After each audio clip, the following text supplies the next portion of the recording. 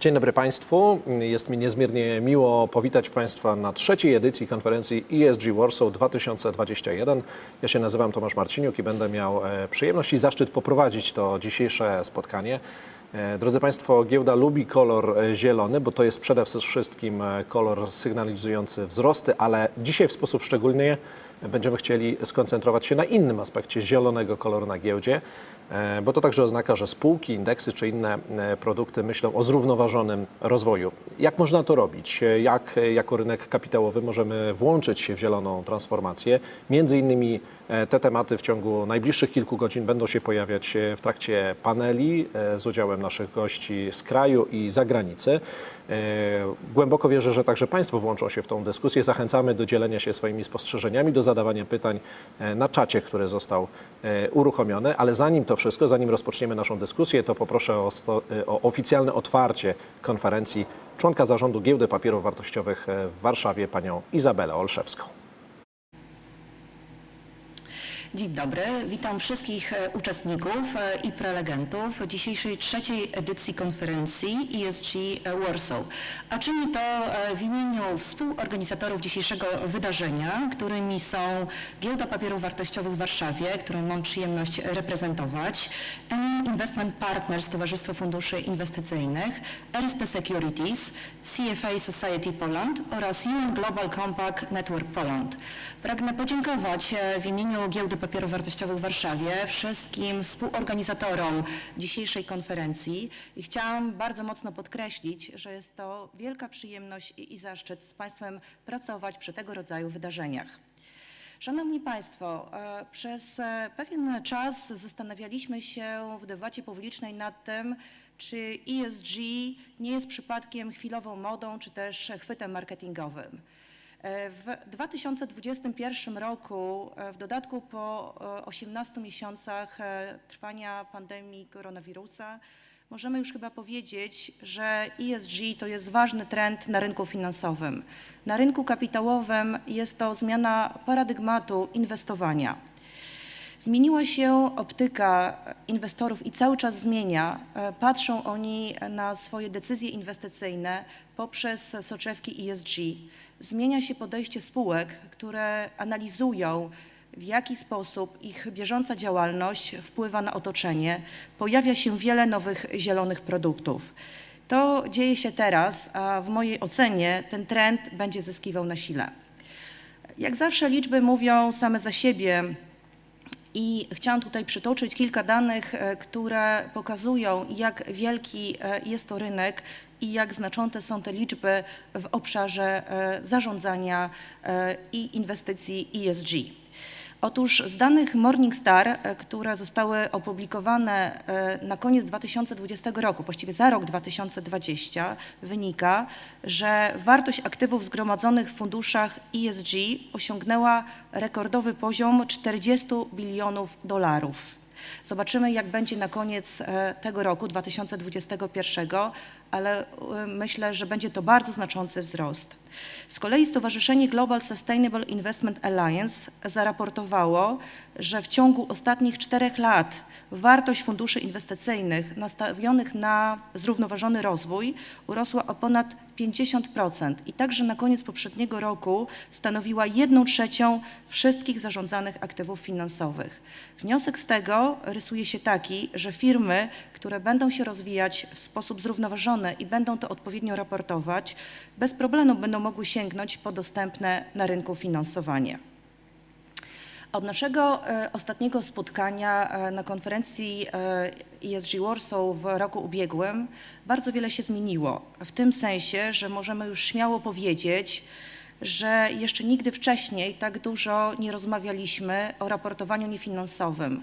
Nie ma w tej chwili konferencji branżowej, na której co najmniej jeden panel nie był poświęcony tematyce ESG. Zarówno firmy prywatne, te, które nie są notowane na naszym parkiecie, ale przede wszystkim te, które są spółkami publicznymi, coraz częściej pytane są o to, w jaki sposób w swoich strategiach i działalności biznesowej uwzględniają czynniki środowiskowe, społeczne i elementy ładu korporacyjnego. pojawia się szereg regulacji. To są regulacje, które już obowiązują obecnie, ale także te, które są już zapowiedziane, że wejdą w najbliższej i trochę dalszej przyszłości.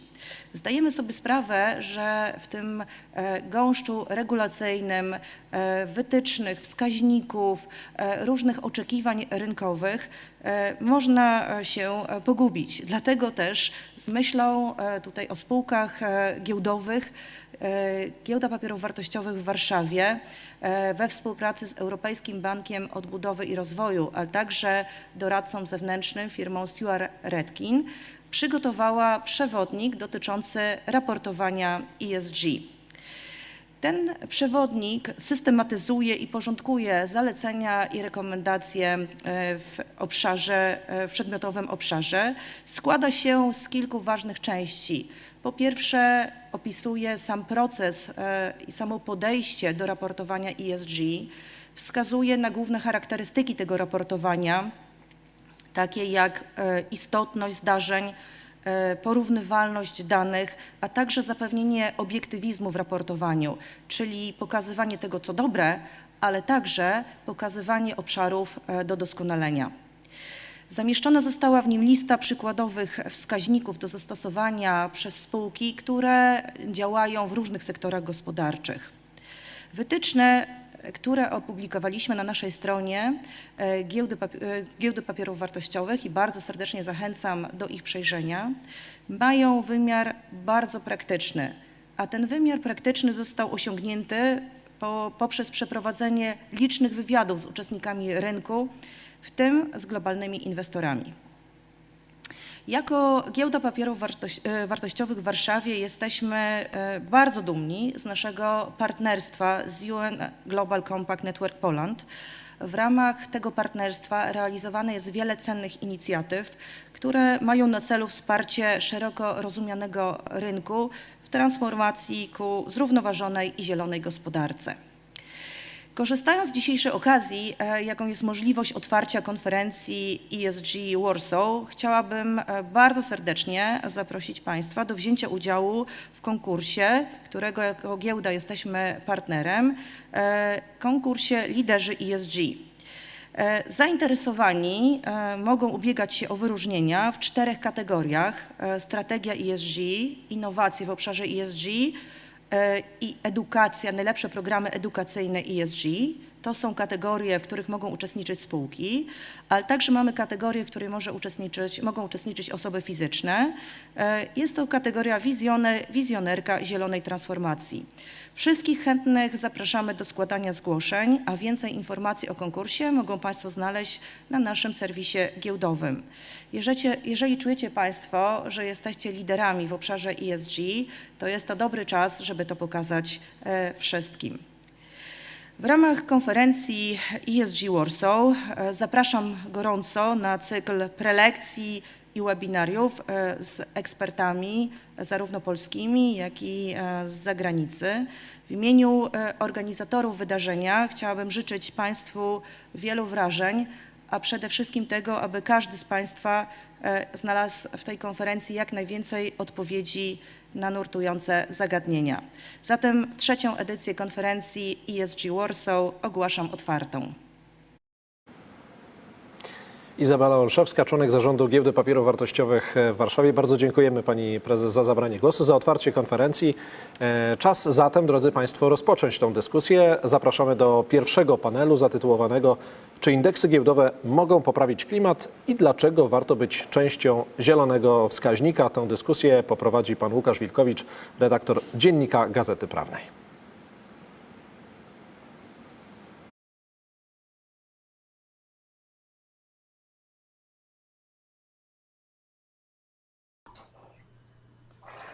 Dzień dobry Państwu. Łukasz Wilkowicz, Dziennik Gazeta Prawna. Pani prezes Olszewska mówiła o tym, że można się pogubić w gąszczu tych różnych regulacji, wymogów dotyczących ESG.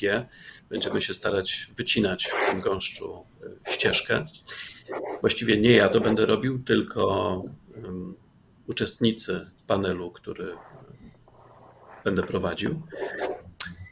Będą to pani Aleksandra Bluj, wiceprezes GPW Benchmark, pani Ewa Radkowska-Świętoń, członek Komitetu Nadzorczego Wskaźników Referencyjnych Rynku Kapitałowego przy GPW Benchmark, pan Piotr Biernacki, wiceprezes Stowarzyszenia Emitentów Giełdowych i pan Kamil Wyszkowski, dyrektor wykonawczy UN Global Compact Network Poland. Nie przedłużając, tytułem wprowadzenia poprosiłbym panią prezes Bluey o to, żeby nam opowiedziała troszeczkę o podstawach, co to są zielone indeksy. Dzisiaj mamy WIG i ESG, może to wystarczy. Jeśli nie, to co się będzie zmieniało? Jaki w tym w ogóle udział GPW Benchmark? Na ile to są własne inicjatywy, a na ile efekt nacisków, wymogów regulacyjnych, zewnętrznych, takich które przychodzą z Unii, a może strategii rozwoju rynku kapitałowego? Pani prezes, bardzo proszę. Po pierwsze, szanowni państwo, serdecznie wszystkich witam i jestem przeszczęśliwa, że wychodzimy z tym tematem na konferencji, w której partycypują, w której biorą udział i w której mogą uczestniczyć spółki. Mam nadzieję, że państwo będą zainteresowani tym tematem, ponieważ ostatecznie, kiedy rozmawia się na temat indeksów, kiedy się rozmawia na temat raportowania niefinansowego i tego, że mamy przecież wszyscy razem przekierować kapitał w stronę zrównoważonego rozwoju, to rozmawiamy co do zasady o spółkach, rozmawiamy o tych, którzy te transformacje wchodzą. Więc witam wszystkich przedstawicieli przed ekranami komputerów, wszystkich przedstawicieli spółek, jak również przedstawicieli biznesu. Jednak mam taki obszar pytań, który pozwolę sobie zamknąć w jakiejś wizji, gdyż jeżeli bym się rozwinęła, to wydaje się, że moglibyśmy tutaj dyskutować na ten temat, dlaczego ważne są indeksy i dlaczego ten temat jest istotny przez kilka lat. Indeksy jako takie służą pomiarowi jakiejś rzeczywistości ekonomicznej. A drodzy państwo, chyba wszyscy się zgodzimy, że już nie mówimy tylko i wyłącznie o tym, że należy tworzyć zielone produkty, że należy zastanowić się nad tym, czy kierujemy się w stronę ESG i czy to jest rzeczywiście moda, czy nie. Tak jak powiedziała prezes Olszewska, my realnie widzimy tak regulacje, jak i potrzeby, nie tylko regulacyjne, ale oddolne, konsumenckie, które mają zaangażować się w transformację klimatyczną i w transformację ESG. Więc jeżeli mamy się zaangażować i mamy widzieć jakiś cel, mamy go zdefiniować, to drodzy państwo, musimy go również zmierzyć. Indeksy jako takie najczęściej służą do tego, aby wygenerować swoistego rodzaju punkt odniesienia. Inwestorzy albo te indeksy śledzą, albo wręcz odzwierciedlają i ostatecznie przekłada się to na produkty stwarzające bardzo pozytywny nastrój do kreowania tak zwanych instrumentów do inwestowania pasywnego. One stają się coraz bardziej popularne na świecie. Można powiedzieć, że takich indeksów śledzących jest naprawdę już bardzo dużo, a w przypadku tak zwanych indeksów zielonych, o których pan redaktor wspomniał, a które postaram się rozwinąć, bo to jest trochę co innego niż indeksy ESG, no, można zwrócić uwagę, że jest już około 30 takich ETF-ów w Europie, ale śledzą one spółki globalne. Dlaczego te dwa elementy są istotne? Po pierwsze, dlaczego indeksy zielone to jest takie duże zjawisko, które moglibyśmy jednak troszeczkę uszeregować i usystematyzować? ESG, a dekarbonizacja. Drodzy państwo, wszyscy słyszymy o environment, social and governance i to są te czynniki ESG, które ubrane zostają w pewnego rodzaju parametry. My prosimy państwa o raportowanie, my jako środowisko regulacyjne bądź środowisko inwestorów o raportowanie tych elementów, co więcej NFRD czy CSRD, kiedyś również inne regulacje będą wymagały na państwu zwiększonego raportowania w tym zakresie. Tak, dlatego również powstały wytyczne giełdy. Niemniej jednak indeksy uwzględniające czynniki ESG bądź realizujące cele ESG to takie jak powiedziałabym bliskie tematowi WIG-u ESG. WIG ESG jest naszym pierwszym dzieckiem, jest to takie dziecko grupy kapitałowej, które już funkcjonuje od końca 2019 roku i ono uwzględnia rzeczywiście ocenę spółek pod kątem zarządzania ryzykami ESG, czyli tymi trzema elementami: środowisko, społeczeństwo, czyli tematy społeczne i elementy związane z ładem korporacyjnym. Ale jeżeli popatrzymy na indeksy zielone tak zwane, choć ja osobiście nie jestem fanką tego określenia, wolę indeksu uwzględniające cele dekarbonizacji, czy też niskoemisyjności, to pragnę zwrócić uwagę, że są to dwa rodzaje wskaźników wprowadzone w aktualizacji rozporządzenia BMR, które dotyczy takich podmiotów jak GPW Benchmark, czyli administratorów wskaźników referencyjnych, czyli Climate Transition Benchmark i Paris Aligned Benchmark. To są indeksy, które stawiają sobie na celu pomiar realizacji funkcjonowania portfela takich spółek, które są zdolne do skutecznej, długoterminowej kontynuacji strategii obniżania śladu węglowego swojej działalności. Na wszystkich trzech skopach działalności, czyli takiej bezpośredniej produkcji, od strony producentów i na tym poziomie również najbardziej dalekim, czyli na poziomie trzecim. W tym zakresie nie będę opowiadać teraz, jak te indeksy są konstruowane, ale powiem jedno. Robimy to jako administrator i przygotowujemy się do tego działania, dlatego że jest to już nurt ekonomiczny, po pierwsze, jest to wymóg regulacyjny, po drugie, a po trzecie, jest to odpowiedź na spodziewaną transformację potrzeb środowiska inwestycyjnego. Dzisiaj polski inwestor może nie do końca jest zaznajomiony i nie do końca jeszcze rzucił się na tematy ESG, to obserwujemy w stosunku do tego, jak tematy te rozwijają się, tematy ESG i inwestycje zielone rozwijają się w bardziej rozwiniętych gospodarkach, ale ten trend na pewno do Polski zawita i w tym momencie będziemy jako GPW Benchmark odpowiadali na potrzeby inwestorów, którzy już przygotowują się i zapytują o te indeksy. Ale już kończąc swoją wypowiedź powiem jedno, aby takie indeksy powstały i aby efektywnie mierzyć postępy spółek, musimy prosić Państwa o raportowanie i istotny wzrost jakości raportowania niefinansowego.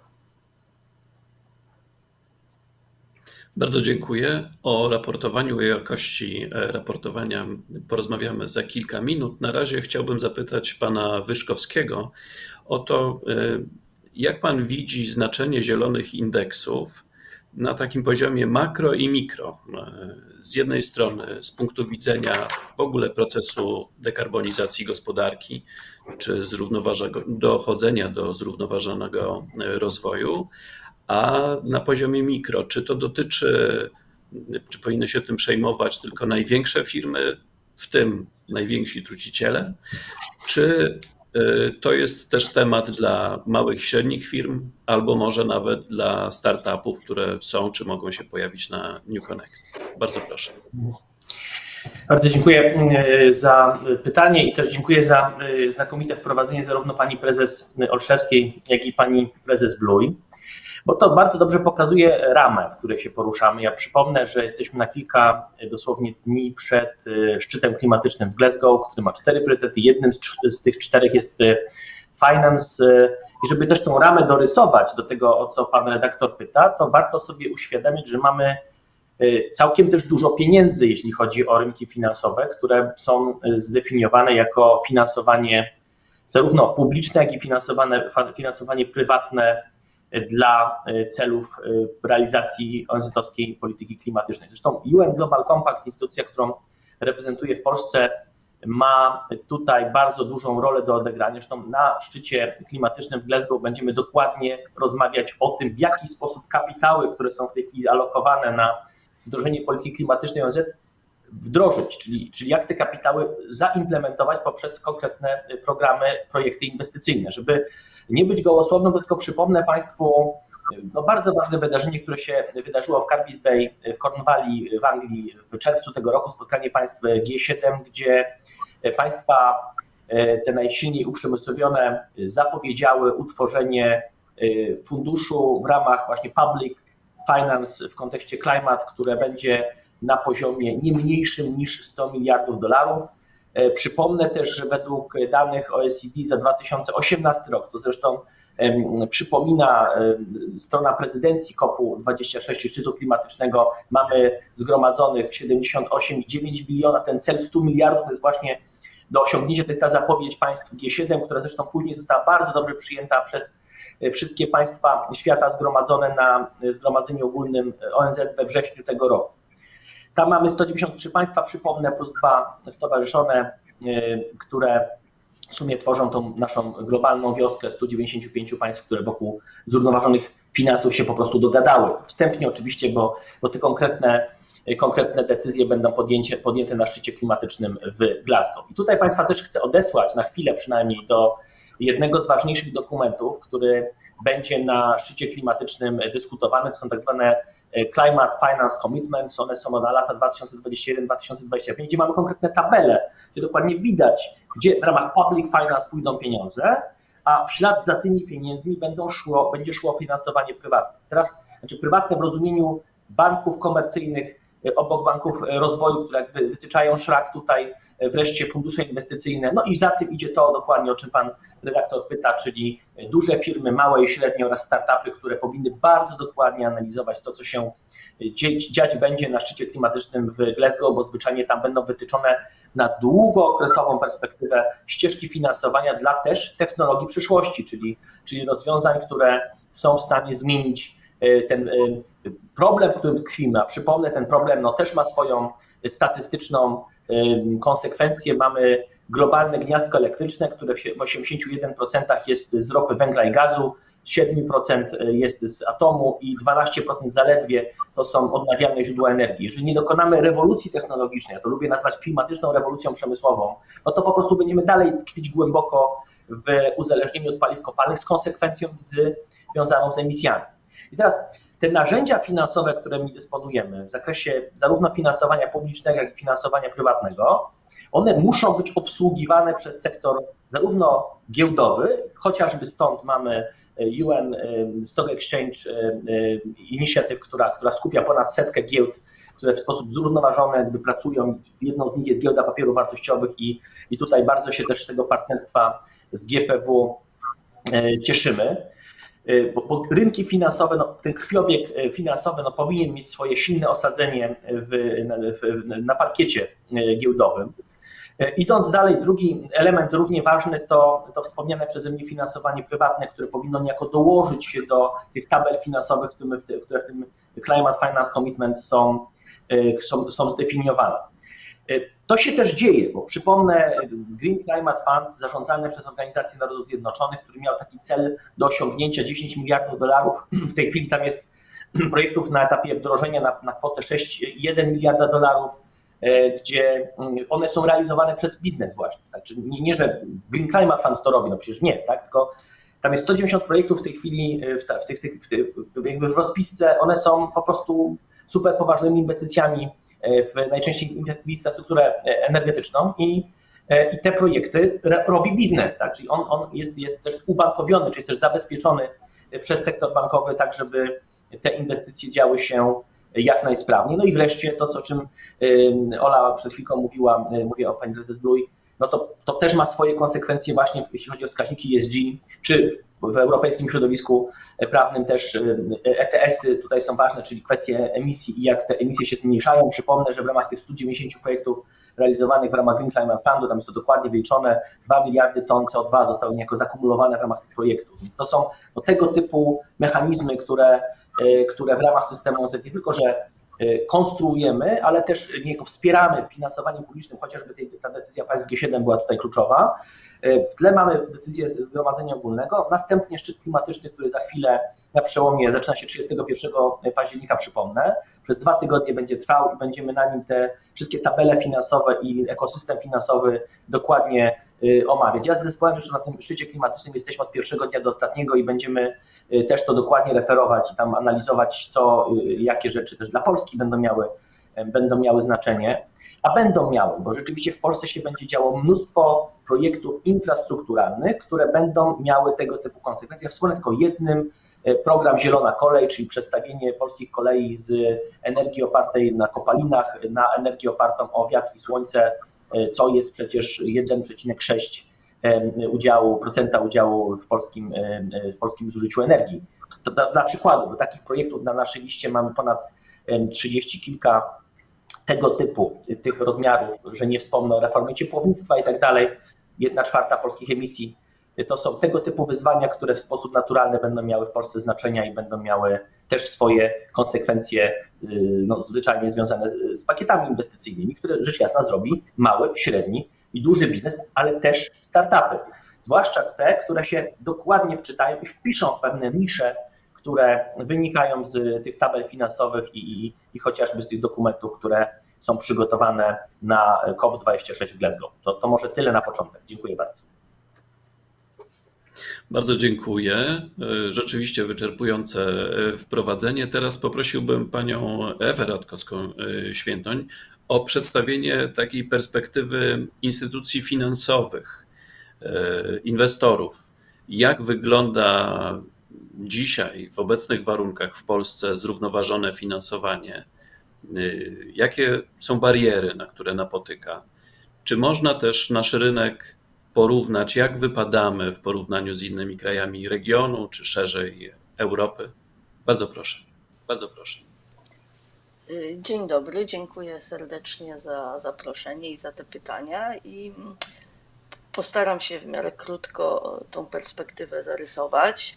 Jeśli popatrzymy na polskie fundusze inwestycyjne, bo głównie na tej grupie chciałabym się skupić, to widzimy, że jeżeli chodzi o zrównoważone inwestowanie, jesteśmy na początku tej drogi i chociażby porównując skalę, liczbę funduszy, a także skalę środków zaangażowanych w fundusze tak zwane zielone, czyli spełniające kryteria wskazane w artykule 8 lub 9 rozporządzenia SFDR, to widzimy wyraźnie, jak jeszcze nam jest daleko do Europy. W Polsce funduszy spełniających te kryteria, przynajmniej według portalu Analizy Online, który jest takim najlepszym źródłem informacji o funduszach w Polsce, mamy w tej chwili około 20 z kilkuset funduszy, które są oferowane na polskim rynku. Przy czym i te fundusze, aktywa tych funduszy to jest niskie kilka miliardów złotych, przy czym większość tych funduszy inwestuje swoje środki nie w polskie spółki i nie na polskim rynku kapitałowym, a w spółki globalne. Są to de facto klony zagranicznych funduszy oferowanych przez spółki matki funduszy inwestujących w Polsce. Tutaj pewnie chlubnym wyjątkiem jest akurat fundusz NN Investment Partners, który opiera, czy tak naprawdę replikuje indeks WIG ESG i jest to de facto największy fundusz ESG w Polsce, o chyba aktywach ponad 1,5 miliarda złotych w tej chwili. Jeżeli popatrzymy natomiast chociażby na Europę, to widzimy, że tam już 1/4 funduszy o aktywach ponad 2,5 biliona euro jest zainwestowana są to właśnie te fundusze tak zwane zielone, czy fundusze ESG. No i można się zastanawiać, z czego to wynika, jakie są właśnie te bariery, które powodują, że w Polsce gdzieś dopiero zaczynamy myśleć o funduszach ESG. Na pewno pierwszą rzeczą jest w ogóle to, że rynek funduszy inwestycyjnych w Polsce, jeśli porównamy go z Europą, nie mówiąc już o Stanach Zjednoczonych, jest relatywnie mały w porównaniu czy do zgromadzonych oszczędności, czy chociażby do PKB. Ale drugim moim zdaniem też istotnym elementem i takim, który mam nadzieję, że się będzie zmieniał w niedługim czasie, no to jest dostępność informacji o właśnie wskaźnikach ESG prezentowanych przez spółki nasze tutaj krajowe, lokalne. I dlaczego mówię, że mam nadzieję, że to się zmieni? Bo oprócz tych regulacji, które już mamy na rynku, czyli regulacji dotyczących raportowania niefinansowego, w niedalekiej przyszłości czeka nas rewolucja, jeżeli chodzi o to raportowanie. Pierwszym elementem, który już rysuje się na horyzoncie, jest taksonomia europejska i ta taksonomia będzie wymagała od firm odniesienia się właśnie do tego, jak ich działalność wpływa na środowisko, jaką część tej działalności stanowi działalność tak zwana zgodna z taksonomią, czy upraszczająco mówiąc zielona. I nie tylko firmy będą musiały tą informację podawać, ale także instytucje finansujące, zarówno banki, towarzystwa ubezpieczeń, ale także firmy asset management będą zobowiązane do pokazania wskaźnika tak zwanego Green Asset Ratio, czyli upraszczająco, jaką część w ich działalności, w ich portfelach stanowią właśnie te firmy, czy ta działalność, która jest zgodna z taksonomią. I to jest jeden element, który być może jeszcze nie do końca jest przez i spółki krajowe, ale też przez krajowych dostawców produktów finansowych do końca uświadomiona, że właśnie będą musiały te elementy pokazywać.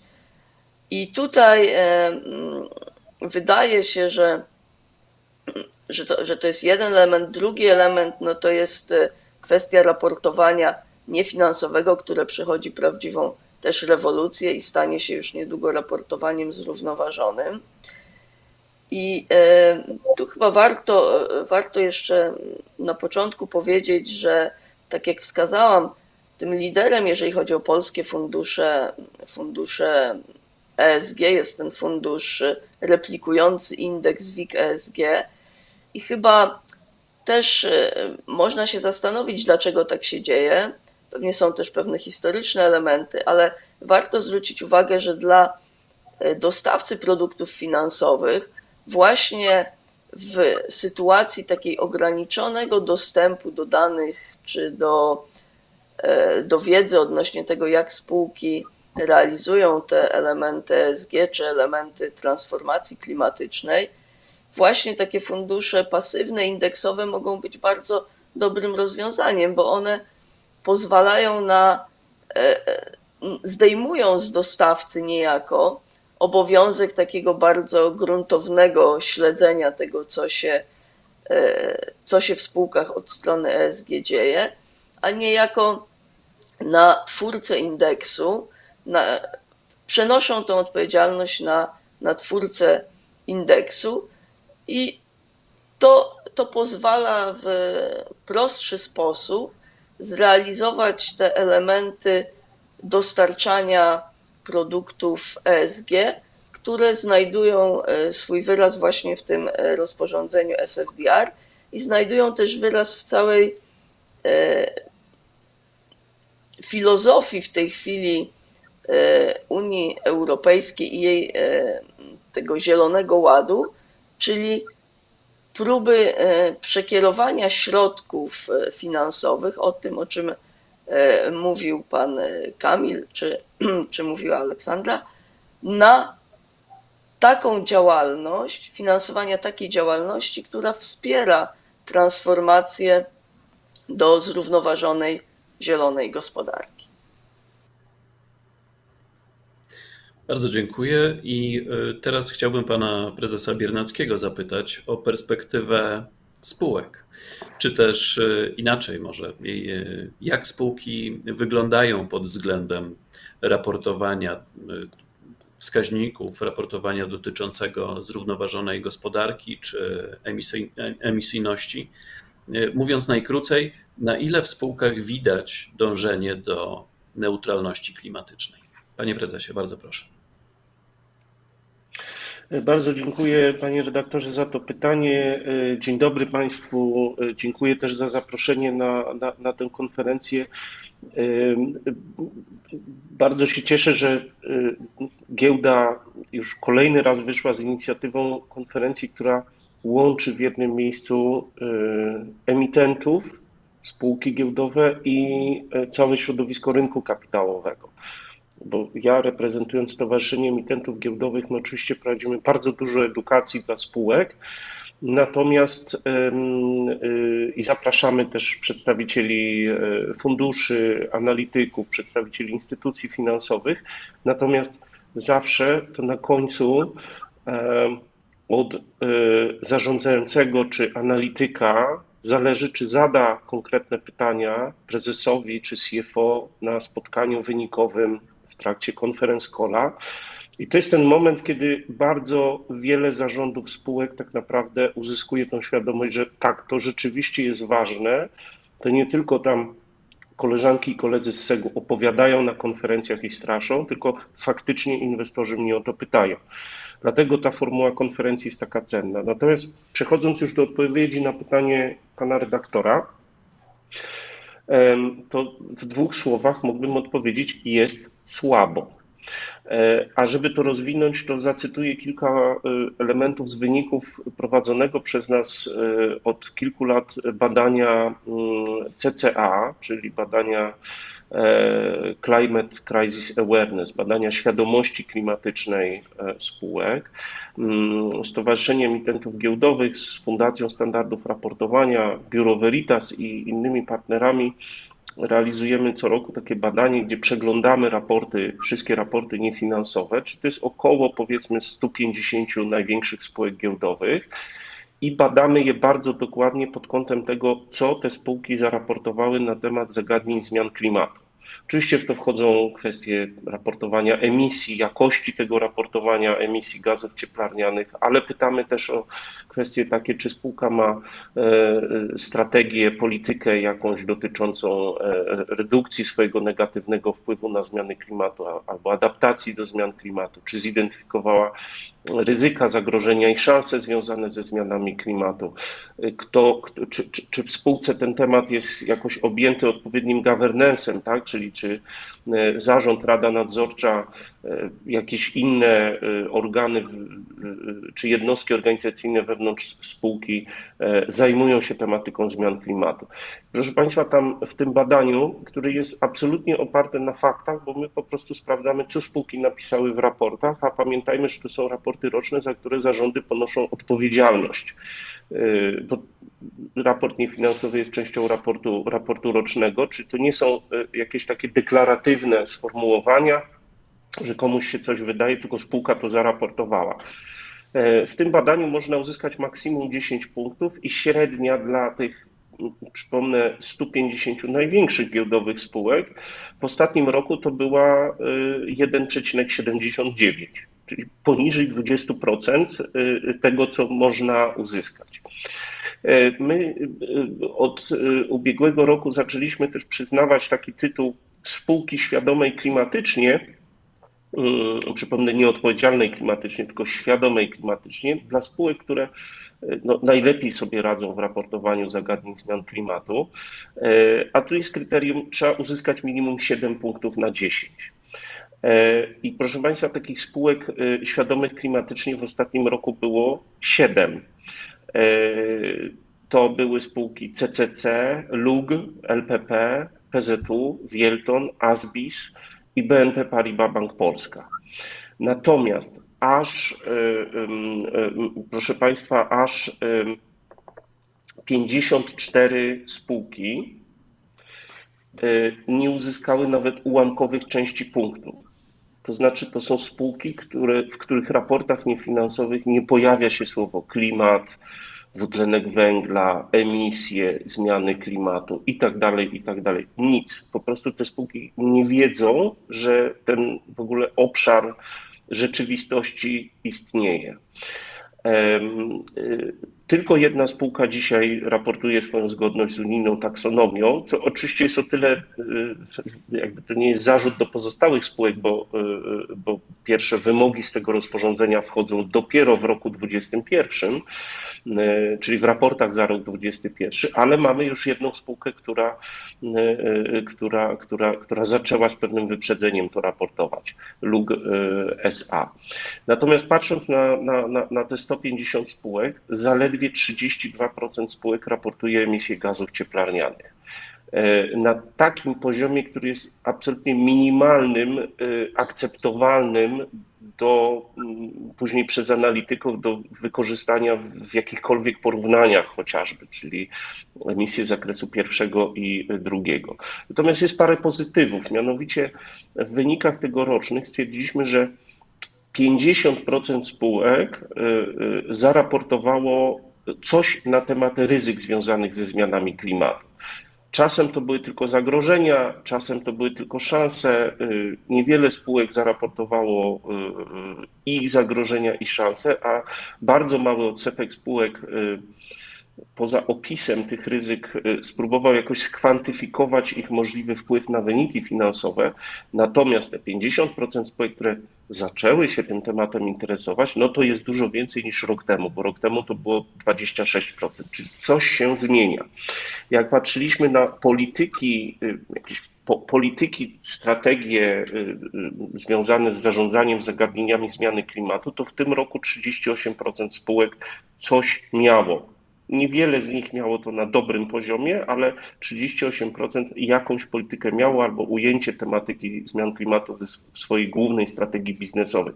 To jest bardzo duża zmiana, bo rok wcześniej to było 13%. Natomiast, proszę Państwa, cele redukcji emisji gazów cieplarnianych ma 4% spółek. To jest moim zdaniem absolutnie dramatyczna informacja.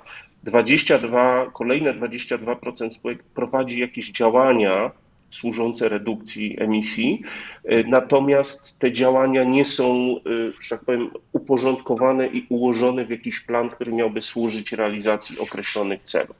Jeżeli miałbym już wyjść trochę poza wyniki naszego tego badania Climate Crisis Awareness, to bym powiedział, że podstawowym problemem w zakresie raportowania, króciutko już, jest przede wszystkim bardzo niska porównywalność danych, a to jest bolączka też wielu rynków, nie tylko polskiego. Relatywnie wysoki poziom greenwashingu, który jednak da się zaobserwować w raportach niestety wielu spółek. I jeszcze zwróciłbym uwagę, proszę Państwa, na to, że my przede wszystkim się koncentrujemy na kwestiach klimatu i zmiany klimatu, bo to jest temat głośny i rzeczywiście spółki, niektóre przynajmniej zaczęły coś na ten temat raportować i coś z tym robić. Natomiast nadchodzą dwa inne, cały czas pozostając w obszarze zagadnień środowiskowych, dwa inne bardzo duże i bardzo poważne tematy, o których dramatycznie mało informacji jest i którymi spółki się nie zajmują. To jest kwestia circular economy, czyli przejścia na modele gospodarki obiegu zamkniętego, i to są zagadnienia bioróżnorodności. Jedno i drugie wiąże się bardzo mocno z koniecznością przez spółki, przez zarządy spółek głębokiego przeanalizowania łańcuchów wartości i mam osobiście wrażenie, że w bardzo wielu spółkach tak naprawdę taka analiza, co się dzieje w łańcuchu wartości, nie tylko w łańcuchu dostaw, czyli nie tylko w upstream, ale też w downstream, nie była dość dokładnie przeprowadzona. Dziękuję bardzo, panie prezesie. Drugą serię pytań poświęcilibyśmy trochę wyjściu w przyszłość. Nie mamy już wiele czasu, więc prosiłbym o w miarę krótkie odpowiedzi. Pewnie w sumie inwestorów czy spółki ta przyszłość najbardziej by interesowała. Najpierw zapytam panią prezes Bluj. Wiemy już, że z tego, co powiedział pan prezes Biernacki, że z raportowaniem nie jest w tej chwili zbyt dobrze, chociaż się poprawia. A jakie będą wymagania nowe wobec spółek, które chciałyby wchodzić w skład zielonych indeksów, o czym dzisiaj się nie informuje, a spółki będą musiały to robić i finalnie jaka jest perspektywa wprowadzenia tych zielonych indeksów na naszą giełdę? Bardzo proszę. Absolutnie naturalnie ta druga wypowiedź będzie się łączyła z tym, co powiedział prezes Biernacki. Ja się niezwykle cieszę, że on zobrazował ten bardzo niski poziom raportowania niefinansowego, z którym dzisiaj się borykamy, ponieważ od raportowania niefinansowego będzie zależało to, jakiego rodzaju i jakiej jakości będziemy mieli indeksy. To nie jest powiedziane, że my nie jesteśmy w stanie tworzyć indeksów uwzględniających czynniki ESG na podstawie deklaracji, ocen, ratingów, szacunków itd. Niemniej jednak zwracam uwagę na to, że postęp regulacyjny i wymogi, które się na siebie nakładają, czyli jak powiedziała Ewa Radkowska, taksonomia z jednej strony, która przecież ma ważyć, czy dążymy dobrze, czy jesteśmy w tym świecie uwzględniającym to zrównoważone finansowanie, czy wciąż jesteśmy w tym świecie bardziej brązowym. To będzie rzeczywistość, z którą będą się mierzyły te podmioty, które będą szukały finansowania. Tak?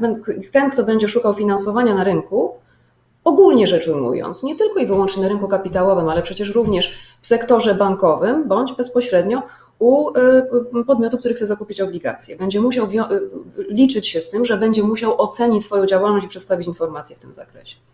Ten, kto będzie chciał być inwestowalnym przez fundusze inwestycyjne, będzie musiał wziąć pod uwagę fakt, że te fundusze inwestycyjne mają swoją regulację, SFDR, która to regulacja będzie zobowiązywała te podmioty do tego, aby oceniać swój portfel i robić generalnie przekazywać deklaratywne informacje na temat tego, jak wygląda ich profil inwestycyjny. Zwrócę tylko uwagę, że niekiedy TFI jest własnością banku, ten bank jest uwzględniony w zobowiązanych taksonomii, więc te wszystkie regulacje i te wszystkie podmioty są od siebie współzależne.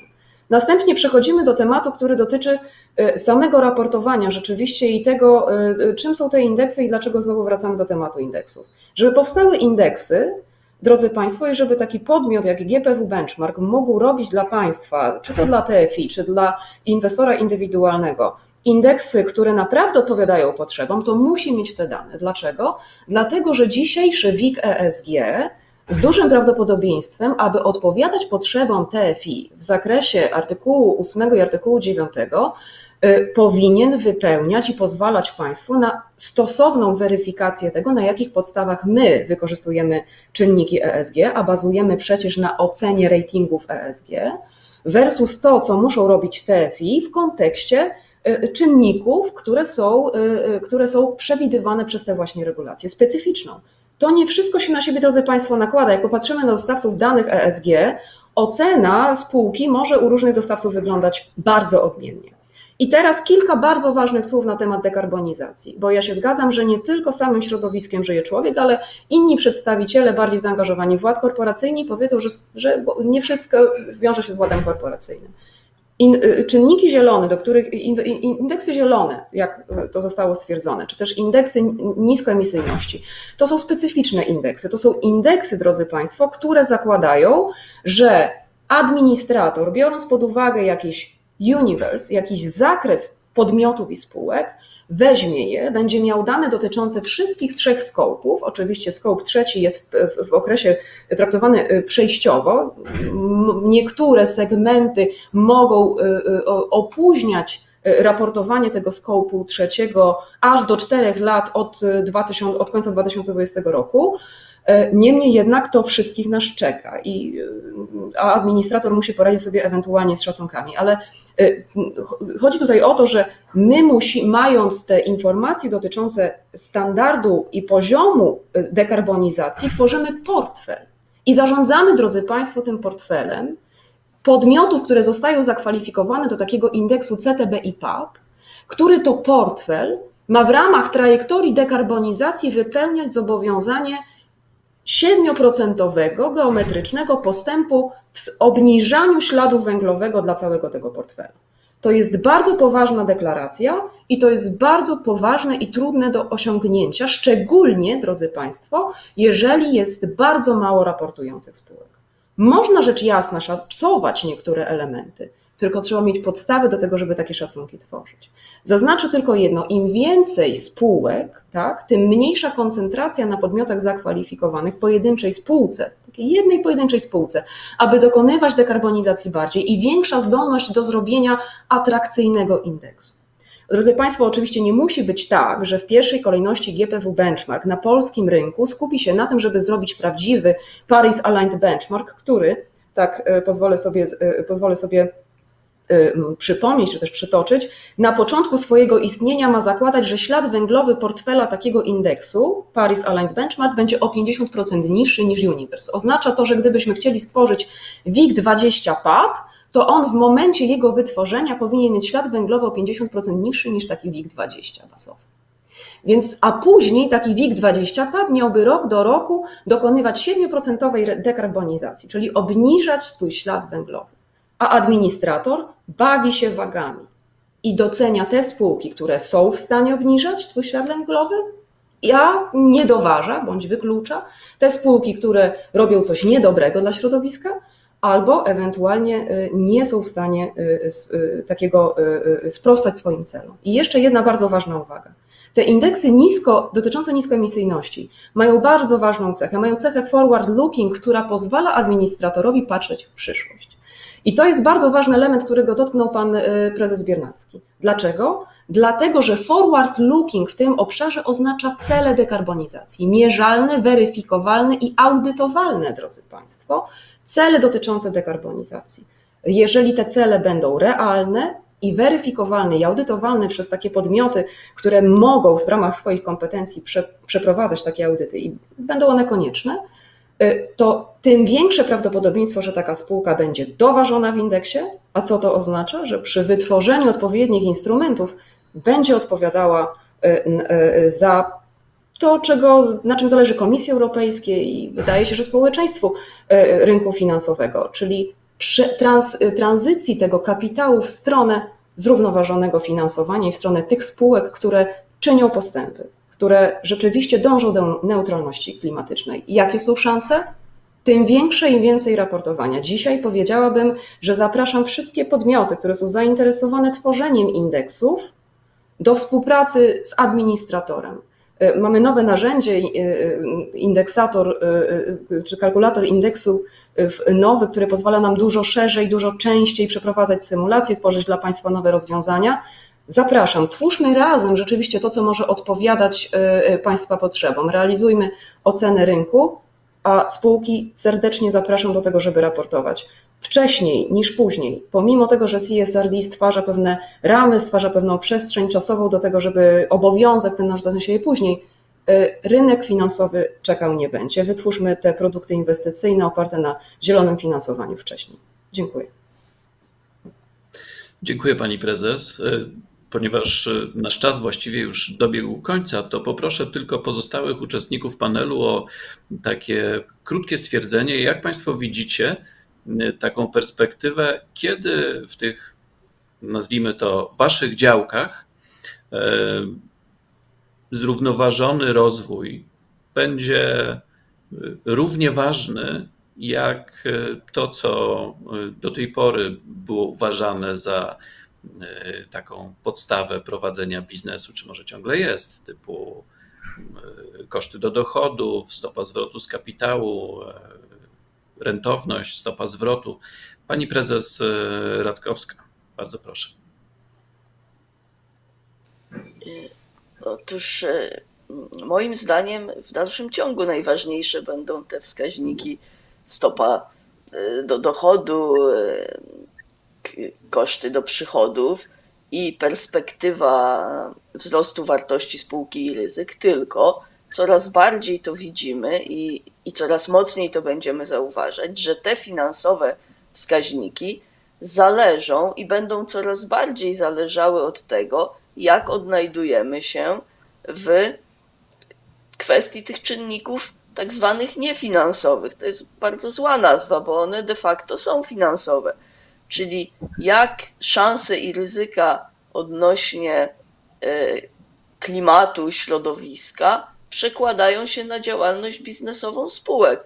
I tak jak inwestorzy, moim zdaniem inwestorzy nie dlatego na świecie coraz więcej środków jest przeznaczanych na te zielone czy działalność tą ESG zrównoważoną, nie dlatego, że to jest jakaś tam moda i fajna etykietka, tylko że firmy, które nie będą na to zwracały uwagi, po prostu będą w gorszej sytuacji konkurencyjnej i będą z rynku wypadać.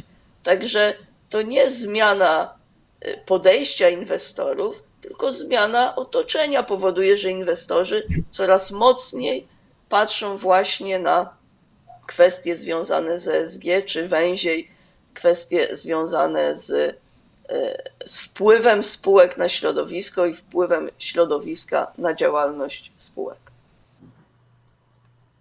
Bardzo dziękuję. I to samo pytanie do pana prezesa Biernackiego, ale prośba o perspektywę spółek. Ciekaw jestem, czy odpowiedź będzie też taka sama. Ja krótko mówiąc podpiszę się dokładnie pod tym, co pani prezes Radkowska przed chwilą powiedziała, bo to nie są czynniki niefinansowe, to są czynniki zagadnienia dane jak najbardziej finansowe, tylko trzeba odpowiednio je zinterpretować. Tak? Nie mówimy o obszarze działalności charytatywnej, tylko mówimy o tym, czy spółka umie zidentyfikować ryzyka, zidentyfikować szanse i wpisać się w te wszystkie zmiany, które dzisiaj się dzieją na rynku i w obszarze regulacyjnym i dostosować do nich. Natomiast odpowiadając na pytanie bezpośrednio pana redaktora, kiedy te zmiany będą, to ja upatruję takich dwóch podstawowych dat, tak, czy momentów, czy to będzie pewnie jakiś taki okres ciągły. Moment, kiedy spółki rzeczywiście zaczną po raz pierwszy raportować zgodność z taksonomią. Wspomniałem, że to jest za rok 2021, czyli za ten, który się teraz kończy, ale to będzie takie uproszczone, nazwijmy to, raportowanie, bo nie trzeba będzie jeszcze sprawdzać kryteriów. Tylko czy moja działalność jest ujęta w taksonomii, czy nie jest ujęta. Rok później będziemy musieli się jako spółki odnieść do wszystkich 6 celów środowiskowych i zweryfikować kryteria. I to będzie prawdziwy moment sprawdzam, po którym, czyli w pierwszych miesiącach roku 2023, kiedy pojawią się raporty, będziemy mogli wreszcie zobaczyć, jaki procent przychodów spółek jest zrównoważony, jaki procent nakładów inwestycyjnych spółki przeznaczają na działalność zrównoważoną środowiskowo. A drugi moment to będzie wejście w życie dyrektywy CSRD, czyli tej dotyczącej raportowania zrównoważonego rozwoju i standardów, które będą precyzowały to, w jaki sposób to raportowanie ma się odbywać. To będzie rok 2024, czyli po raz pierwszy za rok 2023. Raporty pokażą się w roku 2024. To prawdopodobnie zbiegnie się w czasie albo będzie mniej więcej skoordynowany z momentem, kiedy ujrzymy wreszcie efekt prac także na poziomie fundacji IFRS, która zarządza i tworzy międzynarodowe standardy sprawozdawczości finansowej, gdzie dobudowywany jest w tej chwili instytucjonalnie taki drugi filar dotyczący raportowania ESG, raportowania zagadnień zrównoważonego rozwoju. I ja uczestniczę w pracach zespołu, który dla Komisji Europejskiej tworzy te standardy europejskie raportowania zrównoważonego rozwoju. Współpracujemy z Fundacją IFRS. Chyba my w Europie jesteśmy trochę do przodu, natomiast tam jak najbardziej Fundacja IFRS jakby te prace są kontynuowane i to będzie ten moment, kiedy myślę, że naprawdę już nie będzie można mówić o żadnej modzie, tak? Nie będzie nie można raportować, tylko po prostu to są obowiązki, takie same jak sprawozdawczość finansowa dzisiaj. A wykonywanie tych obowiązków jest ważne nie z punktu widzenia regulatora, tak, czy ustawodawcy, tylko przede wszystkim z punktu widzenia odbiorców informacji, czyli wszystkich instytucji finansowych. Bardzo dziękuję i w sumie to samo pytanie z prośbą o takie spojrzenie globalne, o spojrzenie makro do pana dyrektora Wyszkowskiego i jeszcze jedna prośba w 2 zdaniach. No to w 2 zdaniach będzie ciężko, ale spróbuję. To może odeślę Państwa do tego znowu, co się będzie pod kątem raportowania działo w Glasgow, bo tam będą, znaczy to, o czym moi poprzednicy mówili, my w ramach systemu ONZ popychamy od dość dawna. Jednym z ważniejszych dokumentów, który już jest w tej chwili na stole, to jest dokument dotyczący finansowania nie tego publicznego, tylko prywatnego, właśnie to w celu osiągnięcia neutralności klimatycznej przez cały glob do 2030 roku, połowa redukcji, później 2050 globalnie. W ramach raportu, który zresztą przygotował Mark Carney, UN Special Envoy for Climate Action, on jest tym konkretnym człowiekiem w ramach infrastruktury szczytów klimatycznych, który jakby odpowiada za podpięcie raportowania niefinansowego pod ten reporting task force for climate-related financial disclosures recommendation. To jest ten TCFD, który będzie w naszej ocenie mobilizował właśnie do tego, żeby firmy robiły te analizy i rzeczywiście wskazywały konkretne dane, które później będzie można też na poziomie polskim analizować. I to TCFD jest wprost zapisane w dokumencie, który jest tym dokumentem otwarcia na szczyt klimatyczny w Glasgow. To się nazywa Building a Private Finance System for Net Zero i to są Priorities for Private Finance for COP26, więc dokładnie ten dokument leży na stole. I tam na 4. czy 5. stronie, już nie pamiętam, jest wprost sekcja dotycząca reporting i co powinno się zadziać. I ostatnie zdanie, to drugie, krótkie, to że jeżeli jakaś firma raportuje tak jak trzeba, to też przypomnę, w ramach łańcucha dostaw może uczestniczyć w przetargach ONZ. To jest $20 miliardów rocznie, jeśli chodzi o odnawialnego funduszu. Jeżeli mówimy tylko o centrum zakupowym ONZ-owskim, że dorzucimy trust fundy, to się pojawiają kolejne $60 miliardów pieniędzy, które można pozyskać, jeżeli jest się zwyczajnie z firmą transparentną, która raportuje swój ślad węglowy, etc. No i wreszcie samo UN Global Compact, gdzie pracuje, no to przecież dla nas ta zmiana raportowania będzie miała swoją odsłonę w ramach tak zwanych COP-ów, czyli tych naszych systemu raportowania corocznego firm, których jest już przecież prawie 15 000 w ramach UNGC. I one także będą zobowiązane do respektowania zaleceń, które będą wynikiem procesu klimatycznego, w tym w szczególności tego, co się wydarzy na szczycie klimatycznym w Glasgow w ramach właśnie public i private finance. Bardzo dziękuję. I ja dziękuję i panu dyrektorowi i wszystkim panelistom. Myślę, że udało nam się jeszcze troszkę bardziej zagłębić w ten gąszcz. Nie rozplątaliśmy tych wszystkich pnączy, także zostaje jeszcze sporo zadań dla kolejnych mówców czy rozmówców w trakcie panelu. Państwu raz jeszcze bardzo dziękuję. Dziękuję również widzom i oddaję głos na główny parkiet. Dziękuję bardzo. Dziękuję.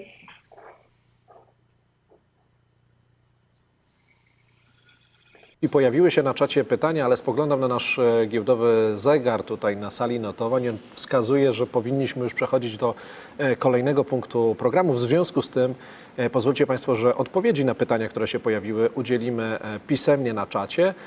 Tymczasem właśnie teraz zapraszam na kolejną prelekcję, którą wygłosi pani Judith Boom, Senior Counsel Regulatory Affairs ZN Investment Partners, której wystąpienie dotyczyć będzie kwestii regulacyjnych. A regulacje w kontekście ESG są jednym z najważniejszych katalizatorów zmian.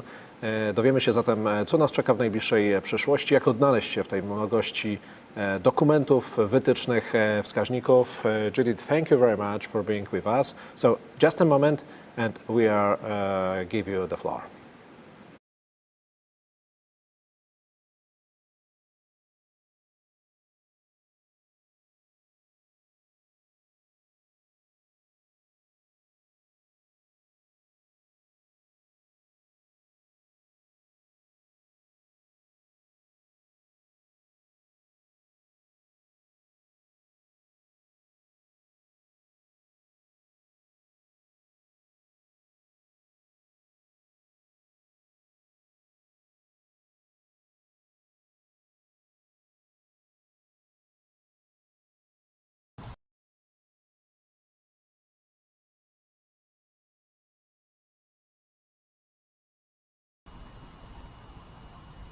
Good morning. Thank you very much.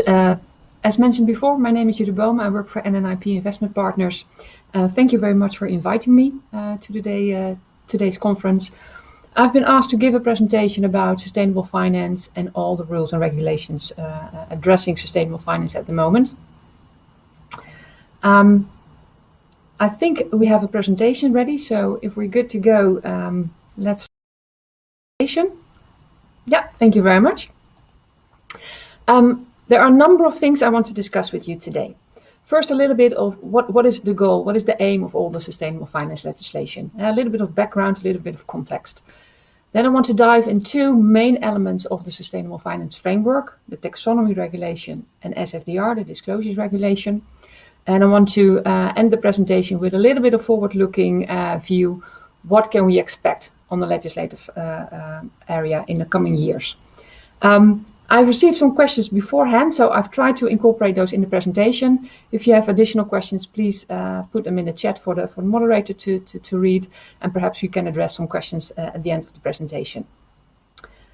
I very often, when I talk to people about what's the goal of all the sustainable finance regulation, I very often start with the EU action plan, financing sustainable growth.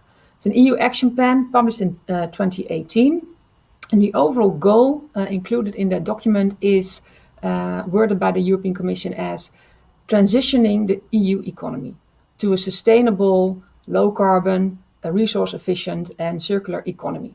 So that's the overall goal, that's the overall aim. You're probably familiar with that. What they've also done in the EU action plan is identified the financial industry as one of the key players in that transition. So what is expected of us? What are the goals that we are trying to reach with the legislation? And the European Commission has identified redirecting capital, so redirecting private capital to more sustainable investments. It's about what they call mainstreaming sustainability in risk management processes and approaches. And it is about transparency. It's often about transparency, so that's also the case with sustainable finance. If you then look at the action plan, we have an overall goal, we have specific goals for the financial industry. What they've done is they have identified a number of very concrete actions. And in essence, all the legislation that we're currently seeing is legislation addressing one of those actions. And if you combine all the legislation, and if you look at, think about the goal they're trying to achieve, I think you can see something of a flow. So we have companies, from an asset management point of view, the investee companies that need to disclose non-financial ESG related information.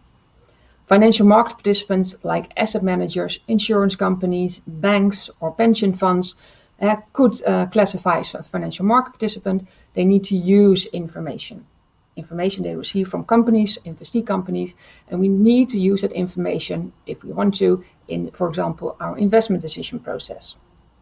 We need to classify our products. Now, how sustainable are the products that we offer? How sustainable are our funds? How sustainable is a specific banking product or an insurance product? And then we need to disclose. And the disclosures are forward-looking in pre-contractual information. This is what we set out to do, but also backward-looking in annual reports. And this is what we have achieved or not. Did we meet the goals we've set out to achieve? And then, of course, there's the client. Whether it's a retail client or professional client, what are the ESG preferences of that client? What is the impact in the investment decisions in the product offering towards the client? What is the information that I need to give to a client? What is the information that I need from a company? So this is something of a flow from companies to financial industry to the end client and back from the end client to certain needs. And that may translate in data that we may need as a financial industry from investee companies. So that's overall something like a flow that you can see in the legislation. And if you look at the legislation, I've put some examples on the slide. You have a number of new pieces of legislation. Taxonomy is new, SFDR, disclosures regulation is new, but you also have amendments to already existing legislation. So think about BMR, the benchmark regulation. Has been amended to include requirements for benchmark administrators that is that if they promote or state something as a sustainable benchmark, there are clear criteria that they need to meet. Another piece of existing legislation is MiFID II. If you provide investment services to a client, as of next year, end of next year, you need to start asking the client about its ESG preferences. So that's also the last part in the flow. Have a dialogue with your client about what the client wants, what the client needs, what kind of products do you need to offer, and things like that. As you probably, a number of you are busy implementing taxonomy and or SFDR, you know that we are dealing with different pieces of legislation in different levels of preparedness. Let's call it that. So we have taxonomy level 1, final, application date 1st of Jan 2022. We have SFDR level 1, final, and we needed to adhere to that in March of this year. BMR amendments have been implemented, but we also have level 2 legislation of SFDR, what we're all waiting for, very much anticipated, I think. We have MiFID II, we have IDD, all next year. So it's different levels of preparedness. Some is final, some we're waiting for level 2, some kicks in 2022. And very much of the legislation is interlinked.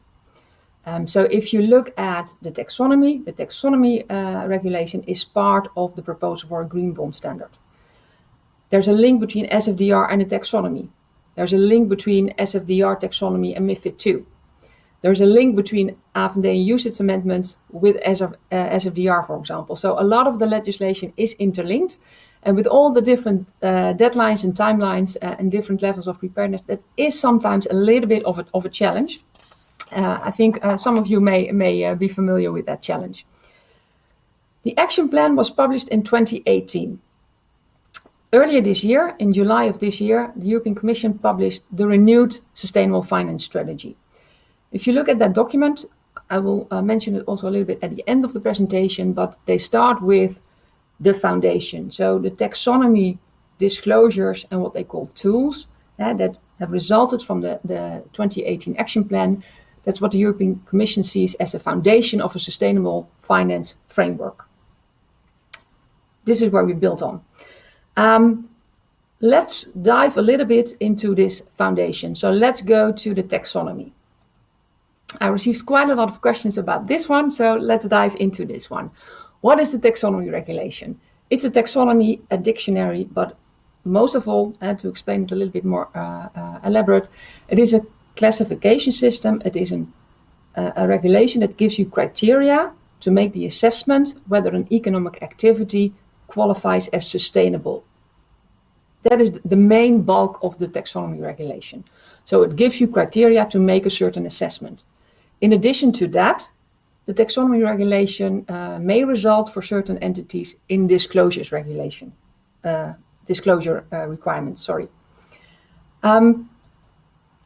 Let's focus on the assessment part, on the criteria. The current taxonomy is focusing on the environment. So there are a number of environmental objectives identified in the taxonomy regulation. So we have climate change mitigation, adaptation, pollution prevention, transition to a circular economy. So a number of environmental objectives are defined. So there's a definition in taxonomy regulation level 1. Then we come to the criteria. And the criteria consist of 4 elements. First of all, when you make the assessment about an economic activity, does the economic activity contribute to one of those environmental objectives? For example, climate change mitigation.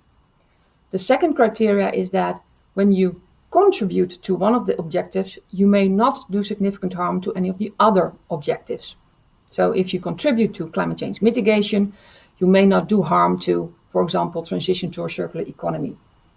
To give an example, if you focus on climate change mitigation, that is focusing on limitation of greenhouse gases, transition to a circular economy, means also that you can't do significant harm, that there's somewhere else something happens that increases the greenhouse gases. So it's about positive and do not significant harm. Then we have what they call minimum safeguards. There are a number of things included, but think about OECD guidelines for multinationals, for example.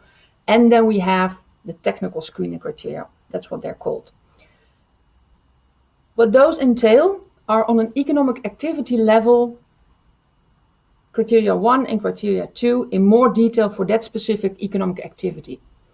If you go to what they call the Climate Delegated Act, you see technical screening criteria on an economic activity level for climate change mitigation and climate change adaptation. To give you some examples about an economic activity, think about forest management, producing batteries, producing cement, producing soda ash. Think about electricity generation via solar power, wind power, or bioenergy. So a lot of different economic activities are defined in level 2. And then per economic activity, what do you need to do? What are the specific criteria, thresholds, or requirements that you need to meet to either contribute and do no significant harm to any of the other objectives?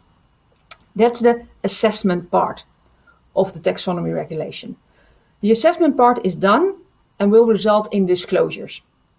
I received some questions about the disclosures, so let's focus on that, because for the disclosures, it is dependent how you are scoped within the taxonomy regulation. I've put some legal wording on the slide. Very often not, not a good idea, but I thought, well, let's do it anyway. We're going to focus on the first two buckets, so the financial market participant and undertaking.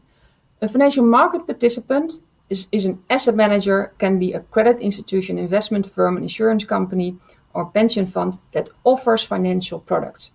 If you are in scope of SFDR, you are in scope of the taxonomy regulation, because this definition of financial market participant is linked between SFDR and the taxonomy.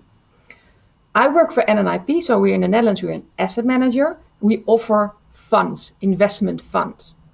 So we are, both for SFDR and taxonomy purposes, a financial market participant.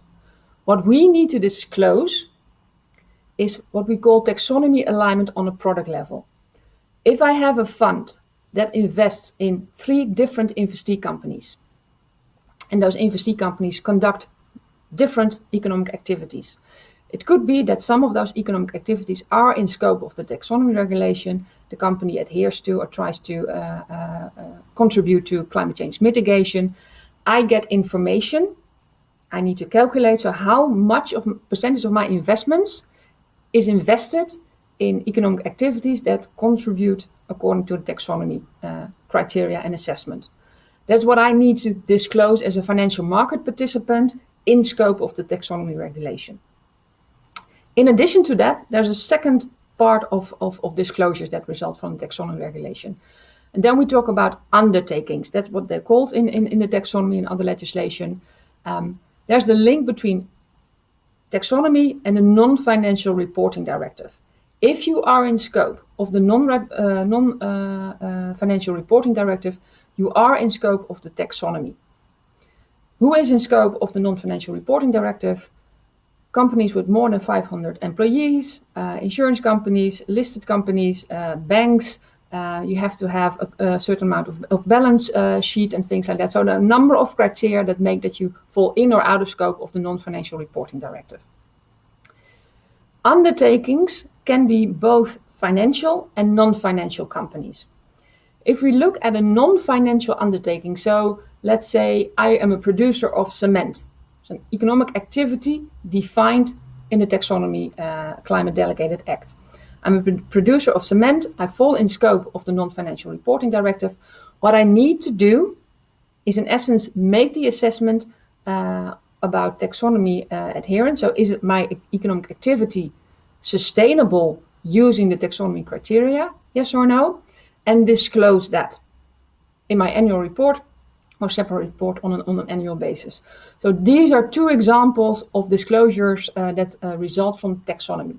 So either one, it is making the assessment and disclosing the results of the assessment, or it is using the assessment and use that for disclosures on a product level. If we go to the next slide, we also go a little bit into the area of challenges.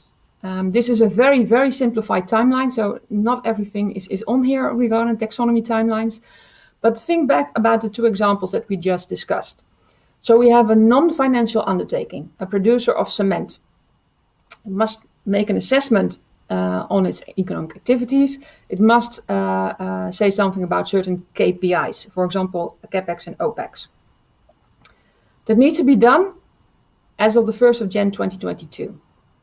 Financial market participants, asset managers, investment firms, insurance companies, if they are a financial market participant, need to say something about the taxonomy alignment of their products. What we see here is actually quite a large data challenge. And there's been quite a lot of pushback from financial market participants, let's put it like that can we please have the undertakings publish their results of the taxonomy assessment before we need to say something about taxonomy alignment on our product level. What we currently see is a lot of RFPs taking place because everybody in scope of this piece of legislation is trying to gather the required information. Can you get it from the company itself? Are you going to a data vendor? Is the data complete? Is it reliable? Are we talking about estimates? What do I do with companies located outside of the EU? Because we're talking about EU legislation.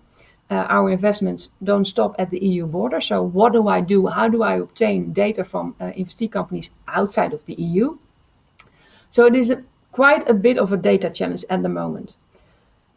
What we need to do, that's also why I highlighted climate change mitigation and climate change adaptation on one of the previous slides. The first requirements that start are only implementing climate change mitigation and climate change adaptation.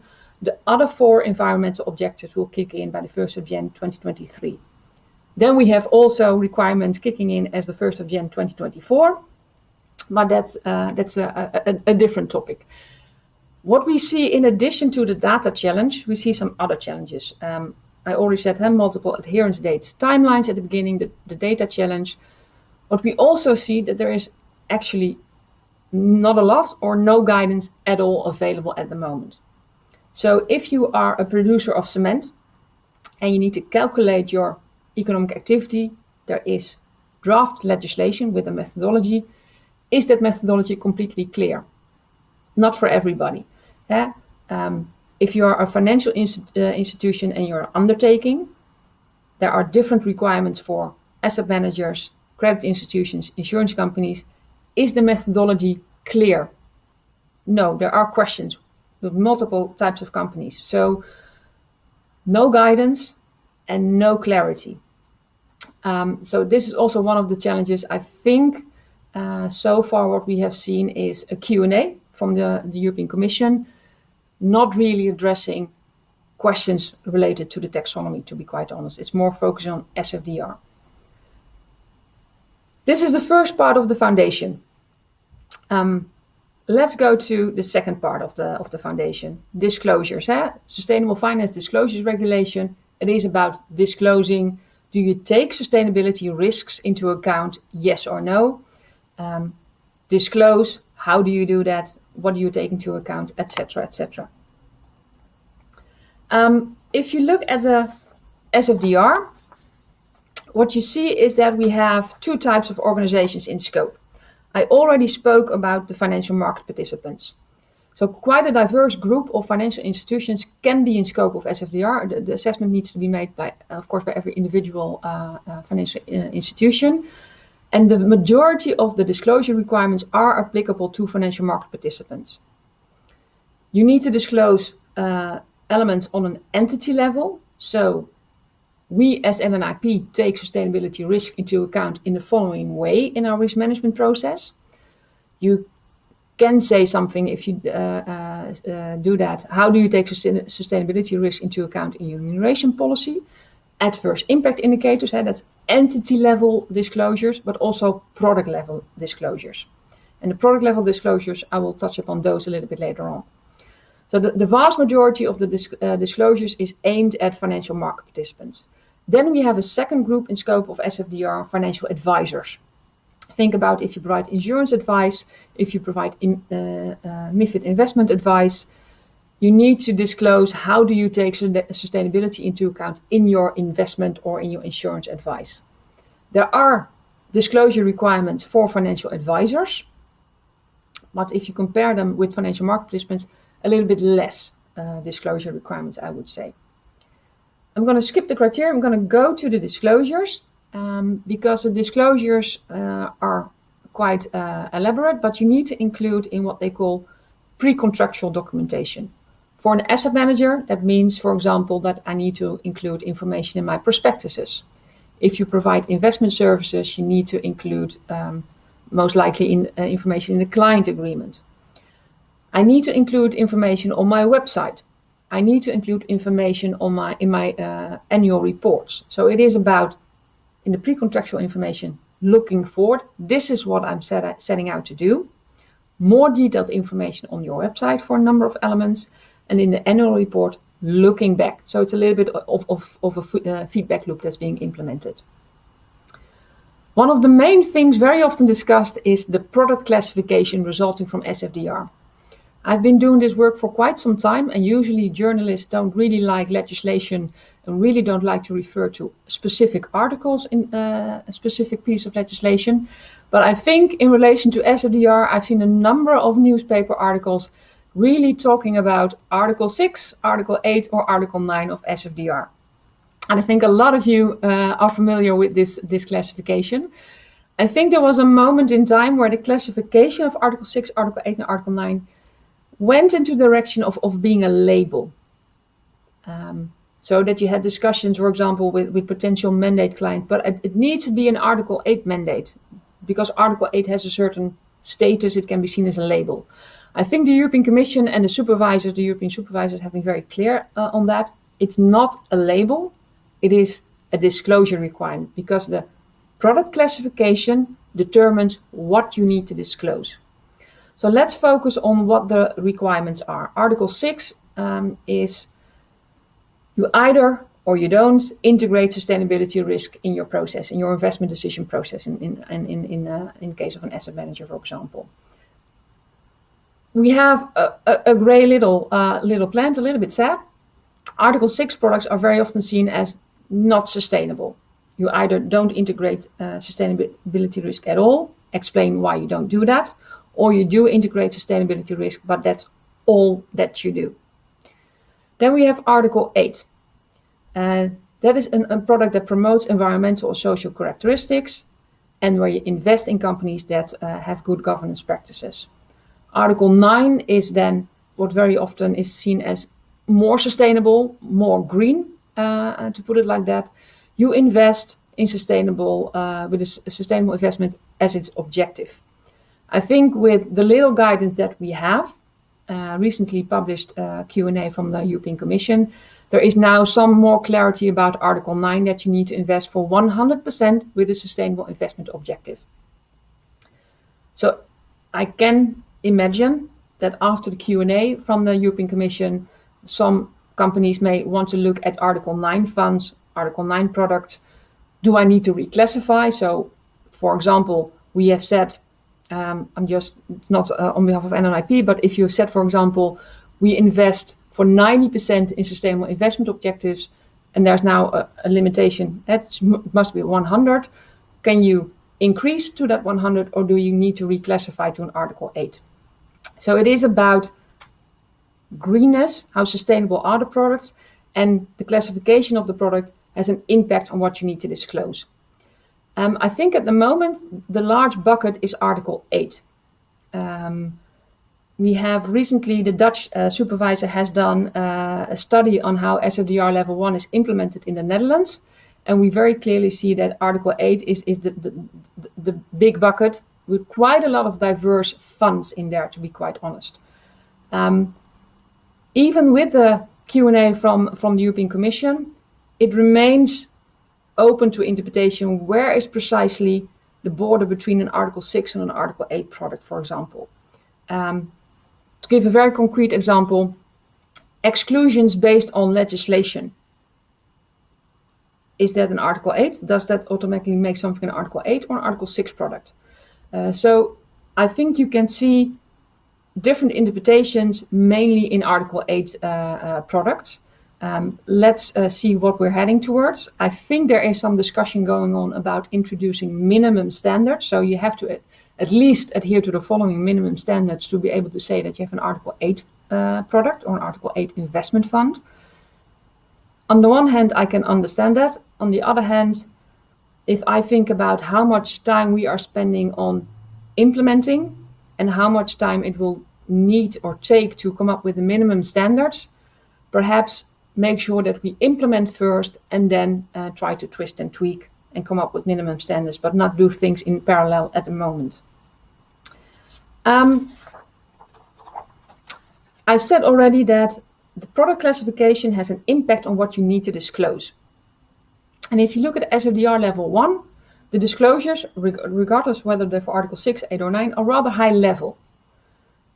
I've put an example on the slide, on the next slide. So for Article 8 financial product, SFDR level 1, information on how the characteristics are being met. So you have an environmental characteristic. How do you achieve that one? And if there is an index, designated as a reference benchmark. Explain a little bit about that. That's level 1, Article 8.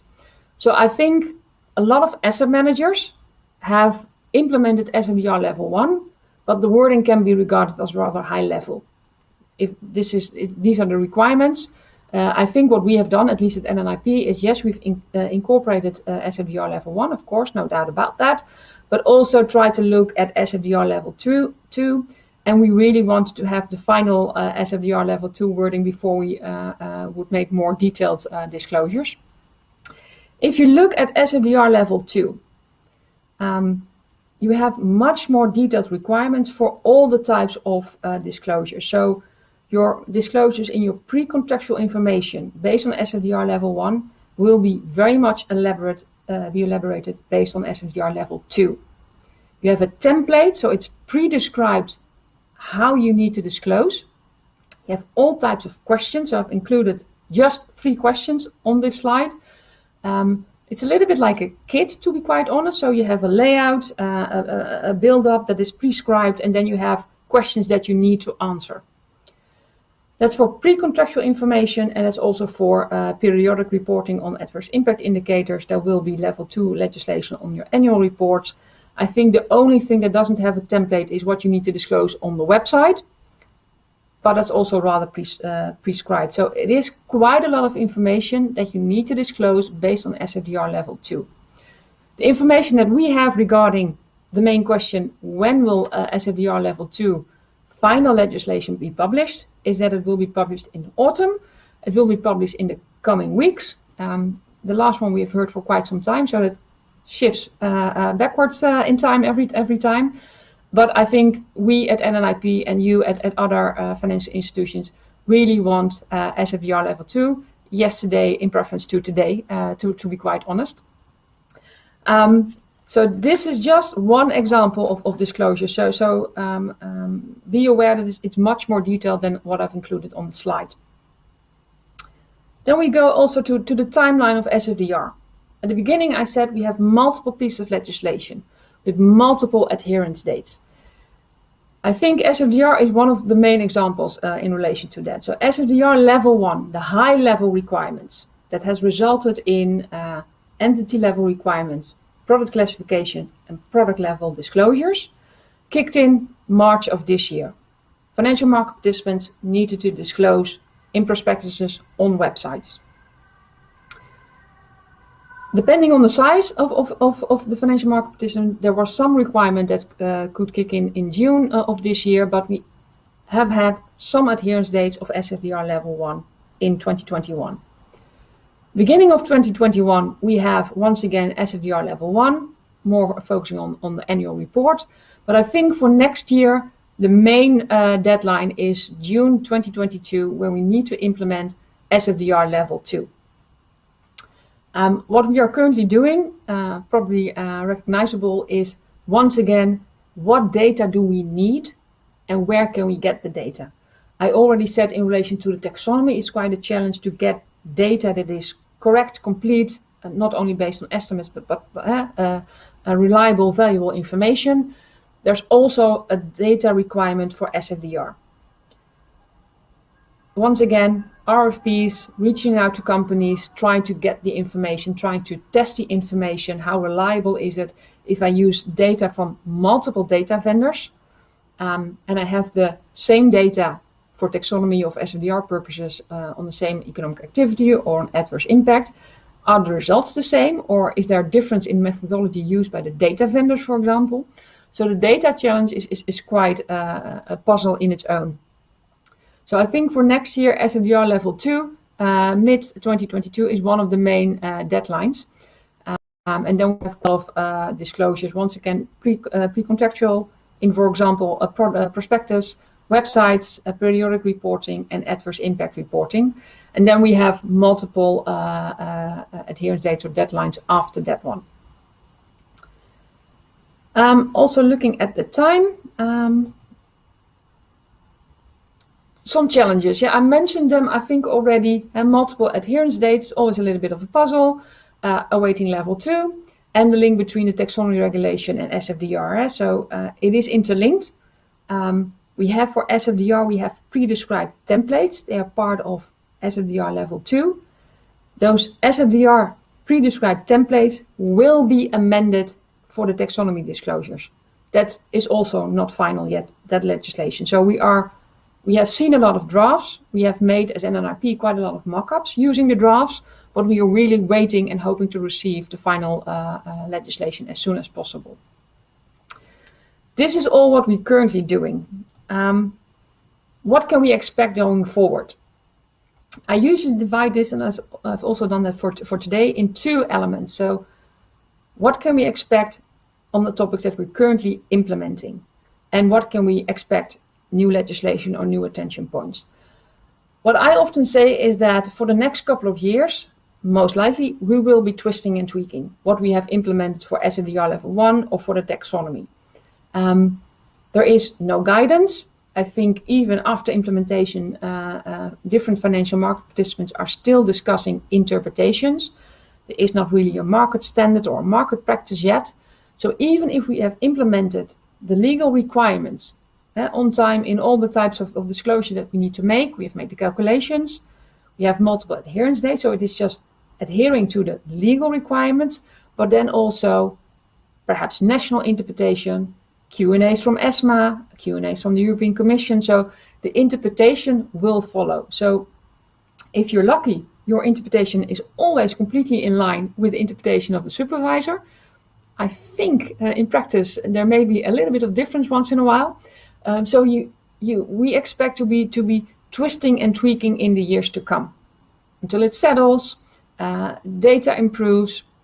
And this is, for example, also one of the discussions we are having within our own company, but also with some other asset managers in the Netherlands or within a European setting, is that we need to make disclosures, for example, about taxonomy alignment.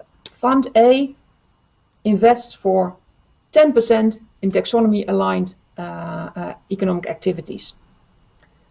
I need to disclose that. I need to include information in my prospectus. But the data currently is, how reliable is the data? Can I really use estimates? So what if next year the data that I have is better in quality? It's more comprehensive. I have 4 additional environmental objectives of the taxonomy kicking in. If I go from 10% to 15%, perhaps not an issue, but if I said 10% and I have to go back to 7, 6 or 5%, what says that about the information I've provided? So is there also, from a legal point of view, misleading information that I'm providing to different stakeholders and to clients? So it is also data challenge, legal obligation, providing indeed useful information to end investors, information that is correct, that you can actually use, that you can rely on. So we expect what we're currently implementing, that we will need to make changes along the way in the next couple of 1, 2, 2.5 years, something like that. In addition to twisting and tweaking what we are currently implementing, we have new developments. At the beginning of the presentation, I said that the European Commission has published the renewed finance strategy, I think in July of this year. And once again, in line with the 2018 action plan, actions most likely being addressed by legislation.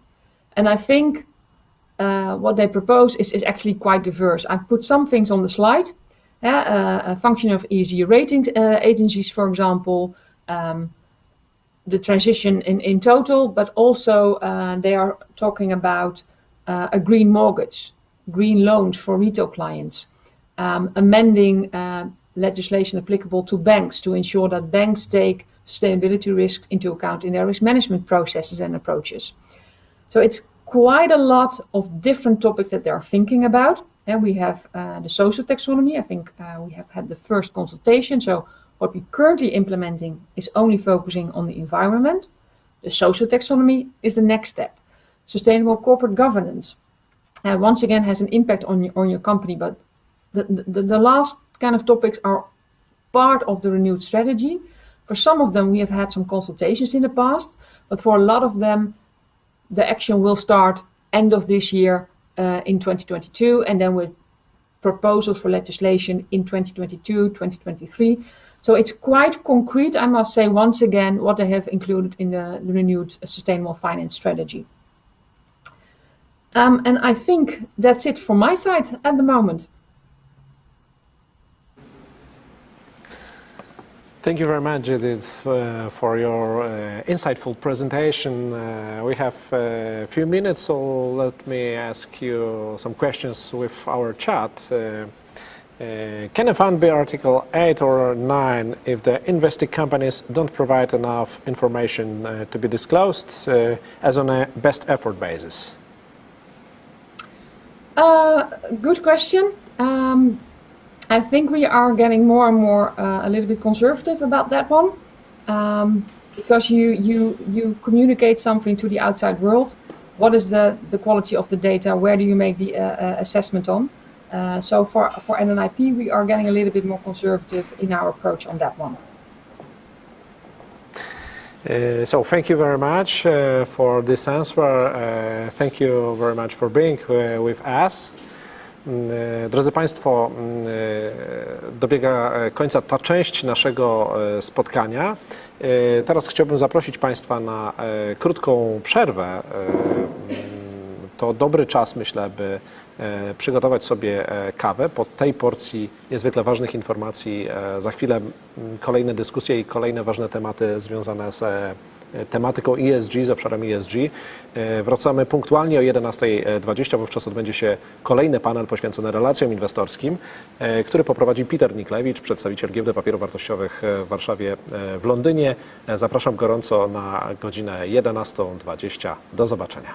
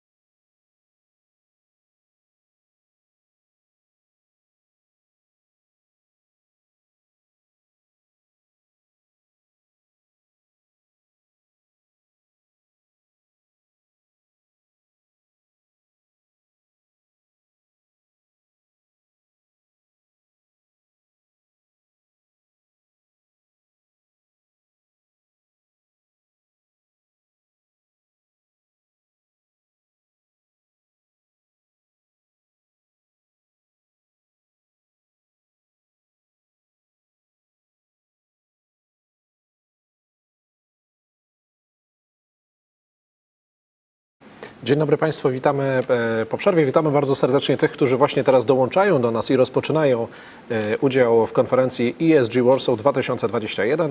Gorąco witam ponownie tych, którzy są z nami od rana.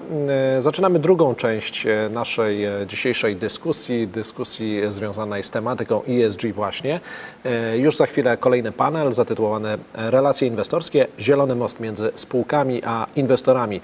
Tą dyskusję poprowadzi Piotr Biernacki, przedstawiciel Giełdy Papierów Wartościowych w Warszawie, w Londynie. Proszę pozostać z nami. Kiedy inwestorzy mówią o konieczności kładzenia większego nacisku na ESG, nie rzucają słów na wiatr. Tylko w ciągu ostatnich 4 lat światowa wartość funduszy nastawionych na zrównoważony rozwój urosła o ponad 50% i na koniec 2020 roku stanowiła 35 bilionów dolarów, czyli ponad 1/3 zarządzanych aktywów. W NN Investment Partners TFI włączyliśmy pierwsze elementy analizy ESG do zarządzania funduszami już w 2015 roku. Dziś wszystkie produkty w naszej ofercie, a mamy ich ponad 40 o łącznej wartości prawie 23 miliardów złotych, uwzględniają w procesie inwestycyjnym aspekty środowiskowe, społeczne i ładu korporacyjnego. Dlaczego o tym mówię? Te dane pokazują, że firmy, które rozwijają się w zrównoważony sposób, bez problemu będą mogły sięgnąć po powszechnie dostępne i tanie finansowanie. Z kolei firmy, które prowadzą kontrowersyjną działalność lub nie planują ograniczenia swojego negatywnego wpływu na środowisko i społeczeństwo, będą od tego finansowania odcięte albo będą musiały za nie dużo zapłacić. Jeżeli Twoja firma ma strategię ESG i ją realizuje lub właśnie ją opracowała i zamierza wdrożyć w nadchodzących latach, zgłoś się do liderów ESG. Jeżeli w Twojej firmie wymyśliliście innowacyjny produkt, usługę lub proces przyjazny środowisku i społeczeństwu, zgłoś się do liderów ESG. Jeżeli Twoja firma lub instytucja przeprowadziła kampanię edukacyjną na temat ESG, zgłoś się do liderów ESG. Pokażcie klientom, partnerom, konkurentom i inwestorom, że jesteście gotowi na zieloną rewolucję. Pokażcie, że jesteście liderami ESG.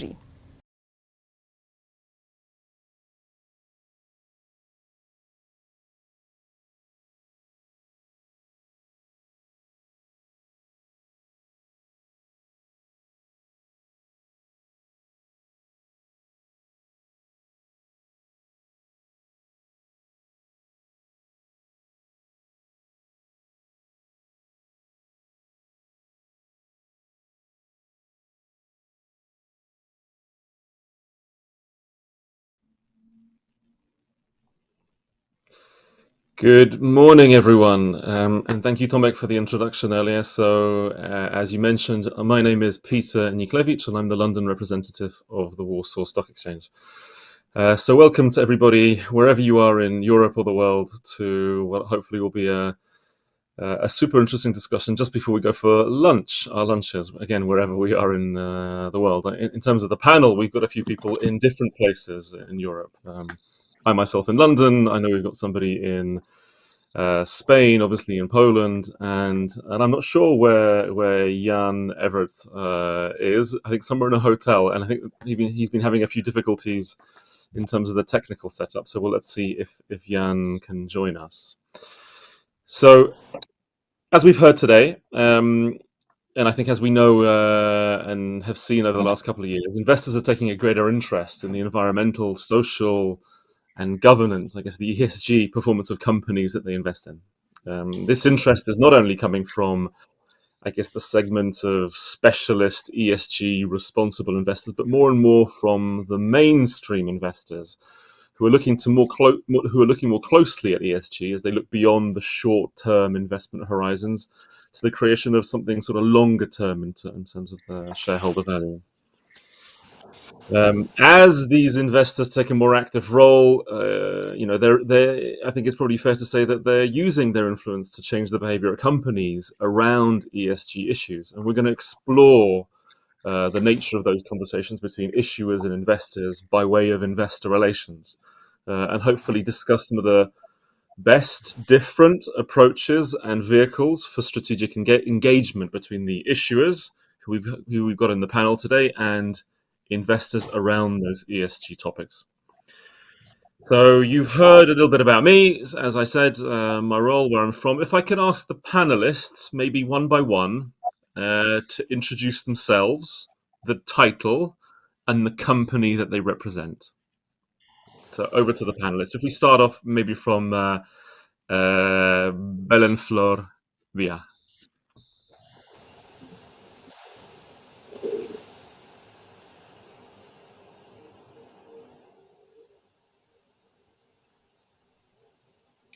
I'm not sure I can hear Belen. It might be just me. Sorry, now? Perfect. Now, Perfect. can you hear me now? Okay. Okay, sorry. So, well, first of all, well, my name is Belen Flor. First of all, thank you for the opportunity to participate in this panel. Introducing myself, well, I'm a graduate from Senior Industrial Engineering at the Universidad Pontificia de Comillas in Madrid. I hold a master's degree in business administration and a master in energy and industrial sectors. And well, I'm working in Iberdrola. Well, I've been working in the company for 19 years, and my experience within the group has been in different areas, such as risk and energy management, and then afterwards the chairman's office area for 14 years. And then I moved to regulatory positioning, and currently I am responsible of ESG at the investor relation team. So, well, I believe all this experience within the group has given me the global understanding of the company and the main strategy and the pillars of the group. Thanks, Belen. You're welcome. If we go down to maybe Przemysław. Hello, everyone. I'm heading investor relations and ESG subject at Czech Group. I'm in the business of investor relations for dozen years, previously in the power industry. At the Czech, ESG is something which is very in our core business, because we are a chemical company. We do transform resources and provide basic raw materials or ingredients to many other businesses in the world. So if we want to go into details, our scope 1 is scope 3 of many other companies. Like if you are curious, for instance, what carbon footprint of electrical vehicle is, you need to ask us what footprint of our soda used for flat glass is, or our sodium silicates for car tires.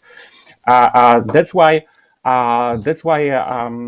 reporting of our influence on the environment and the society has long tradition in our company, because our customers are really interested in this. And to be frank, I haven't met investor yet who could be so detailed about ESG as some of our customers are, which is understandable because they know our business and they know precisely what tough questions they can ask. Thank you. Thanks, Przemysław. Sorry, Peter, maybe, well, I didn't introduce my company. I don't know if that was the point. Absolutely, okay. go for it. So may I go ahead? Sure. Okay, so well, maybe I can give you some highlights about Iberdrola. Sorry, because I only introduced like myself. Well, as you may know, Iberdrola is a company with 170 years of history, and is now a global leader, energy leader, and the #1 producer of wind energy, and one of the world's biggest electricity utilities in terms of capitalization. And well, furthermore, I think that the main issue to highlight is that Iberdrola is an outstanding company in energy transition, as we anticipated 20 years ago, how to combat the climate change and to provide clean, reliable, and a smart business model. So even though now currently there is a strong consensus about decarbonization, by that time we had to deal with regulators, governments, and and other market agents. And since the year 2000, we have invested almost 120 million euros in renewables, electricity networks, and storage. And the result of all this period and these investments, we have transformed Iberdrola from being a local Spanish utility with coal, nuclear, and hydroelectric into a coal-free global leader in the energy transition. And we are right now present in dozens of countries. Maybe we can highlight like the capacity that we have in renewables. We have more than 35,000 megawatts, and we have storage capacity equivalent to more than 5 million homes, and more than 1 million kilometers of power lines. And that allow us to have our emissions already below 100 grams of CO2 per kilogram. So, after 2 decades of commitment with decarbonization, we are accelerating our investments, and we are now developing our largest investment plan in our history, both in our current markets and also in new ones. Maybe just to highlight that where our investment plan is going to be 75 billion euros by 2025 and 150 billion euros for 2030. And the main issue is that it will enable us to reach more than 100,000 megawatts of renewables by 2030 and to double our network asset base. So we're doing all that while having our ESG criteria, of course, completely embedded in our strategy and in the pillars of the company. Thank you, Ben. Maybe over to Karol before we try Jan at the end. Yes. Hi, good morning. Thank you for invitation. Karol Wolf, I'm the head of strategy office, responsible also for sustainable development at PKN Orlen. PKN Orlen is a company that needs to transform. We were mostly focused on refining and petrochemicals in the past, and facing the challenges of energy transition and facing the new challenges on energy markets, we needed to prepare a long-term strategy or long-term vision for our company to transform from the old fuel system to new fuel systems.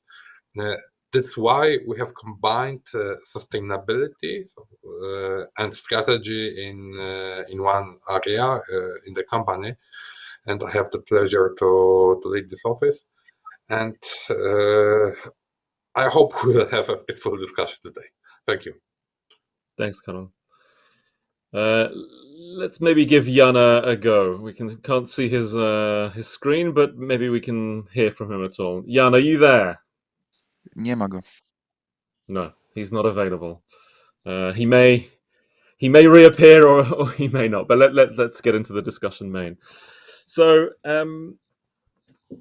I had an interesting conversation with a fund manager a couple of weeks ago, actually on my way from London to Warsaw, who said, one of the big US, UK global fund managers, and I said, so how do you approach ESG from the fund management perspective? And he said, well, to be honest, I look after emerging markets, and from a firm perspective, I really do care about ESG. I have to care. It's the right thing that I care, and I'm in a way forced to care, which he accepted.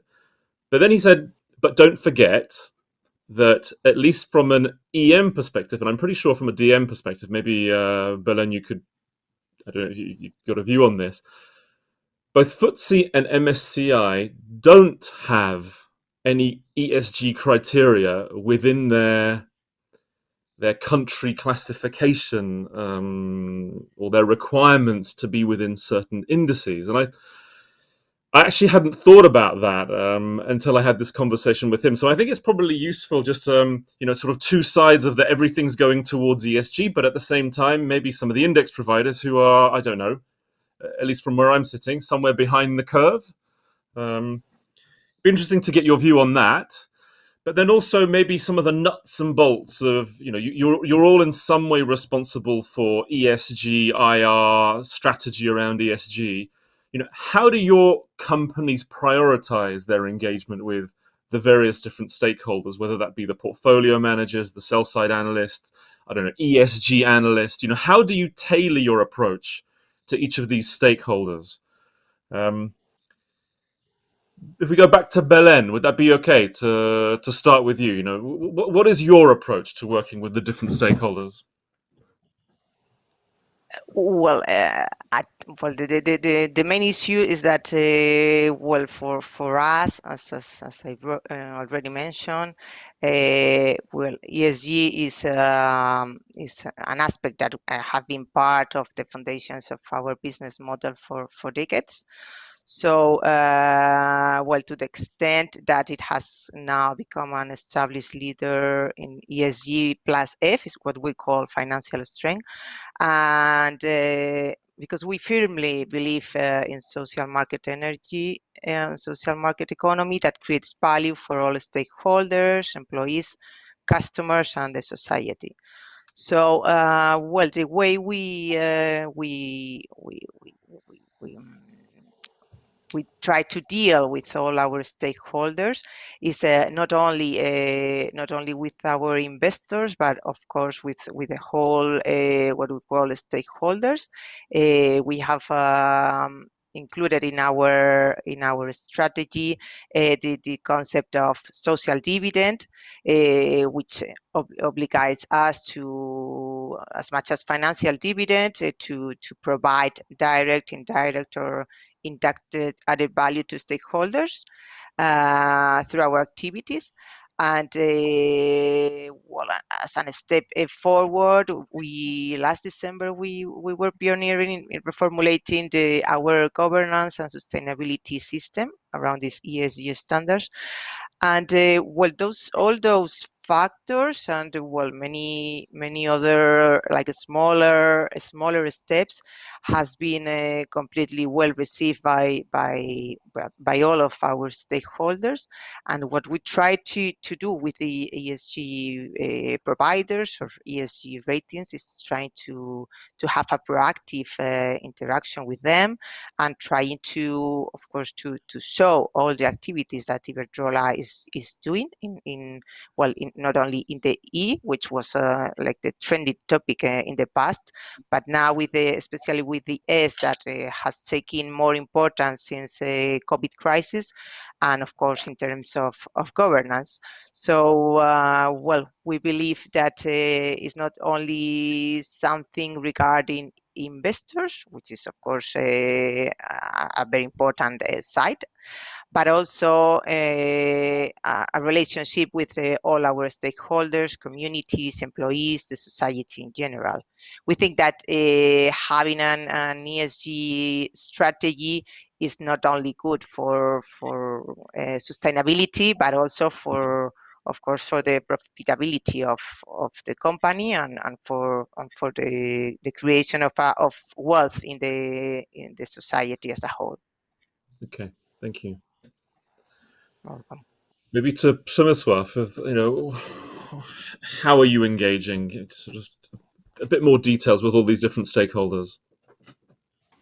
Yeah, what Belen said is very important because ESG, these are not only investors. Yeah, we engage with customers, as I said, like we regularly have meetings with customers. We discuss our strategy and progress of our strategy because they are not only interested in metrics but also in future development. Some opportunities arise from this. Like very recently, we had a meeting between our head of R&D and head of R&D of one of our important customers because there were some common subjects that these guys can discuss. With regard to investors, it varies a lot. Like some investors are really knowledgeable, and it's more discussion about metrics, how they are calculated, if they are in line with standards or not, where are the differences. Some investors are on very steep learning curve. Yeah, so really, I have a lot of warm thoughts with financial institutions because they need to learn a very different stuff. Yeah, as I don't need to explain what EBITDA is to financial investors, obviously. Sometimes I need to explain what GHG protocol is. Yeah, so there is a lot of learning in institutions because it's not their core business. Yeah, they need to learn. It will be core business. Yeah, they need to learn it. And partially, it's the reason why investor relations is joined with ESG, at least at our company, because it's a bit about reporting. It's a bit about envoying between the company and the external world. Like we are not only explaining or informing what are we doing, but also gathering feedback, and the feedback is then used for corporate decisions, like in ESG much more than in investor relations. Yeah. Out of different stakeholders groups, what has very recently changed, a huge increase in interest of ESG in employees, like new employees or potential employees, like new people coming to our company or considering coming to our company very often ask questions about ESG our ESG strategy, because simply they want to work and spend their time and effort and emotions in the company that at least has an idea or strategy or plan of not doing harm. Yeah, for us, it's very important because, yeah, in our business, a lot of pressure on environment and on society is like typical, and we need to deal with it. So the company that doesn't have ESG strategy or not enough efforts in ESG will have a lot of problems with potential talents to hire. That's it, probably. Okay. I'm trying to just, because it's interesting to say that the talent aspect, are you noticing it's an age group thing more than a sort of new hire? Are younger people more kind of conscious of these issues, would you say? Probably yes. But not only. I wouldn't attach this only to the younger. I don't know which letter is it, Z or whatever generation.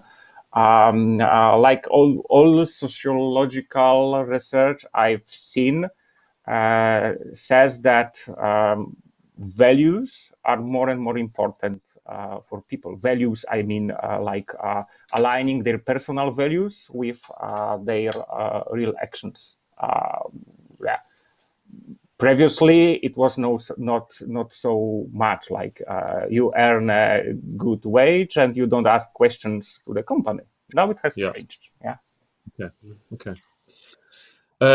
Jan, welcome. We will get back to you if that's okay. We'll just finish off with Karol and then jump in and introduce you and well, pass the baton on to you at that point. Yeah, just a bit uncertain whether you can hear me, but you can hear me, yeah? We can see you, we can hear you, so welcome. But over Excellent, to Karol. Karol, if we finish off we go third before we go to Jan, around how you engage with the different stakeholders, the ESG stakeholders. Yeah, I think the best answer on that question is that we look at ESG topics and sustainability topics from different perspectives. So the first perspective is the perspective of including sustainability into our strategy, and that's something we did last year while publishing Orlen 2030 strategy. where we stressed the importance of new businesses that will transform the company in the business strategy. So the communication of strategy and all the strategic projects that are that are following the strategy is, I think, one important aspect of the communication. Second aspect or second perspective is the perspective on all tools and reports that we need to implement or publish in order to first implement the requirements that are on us and the requirements from our investors to report the ESG KPIs. And here I'm talking about, for example, calculating emissions on scope 3 that we are right now implementing a climate policy or biodiversity policy.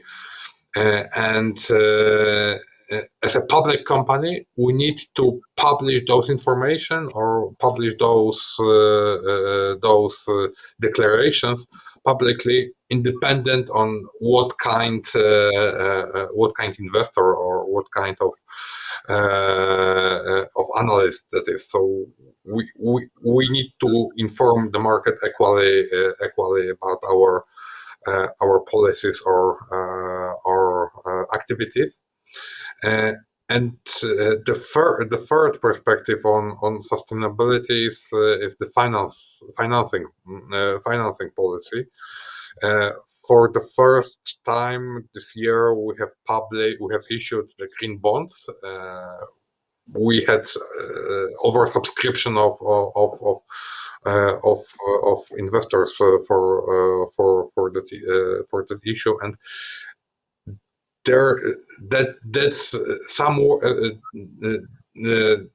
that's a place where we need to commit ourselves to some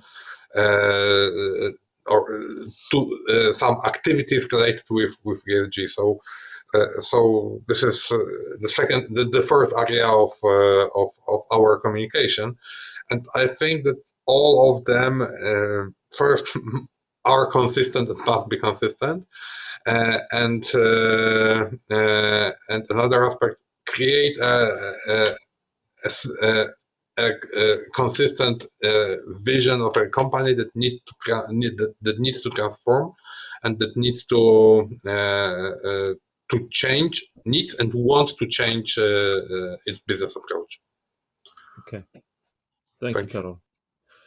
Jan Everett, we're 2 questions in, so the floor is yours for the next few minutes.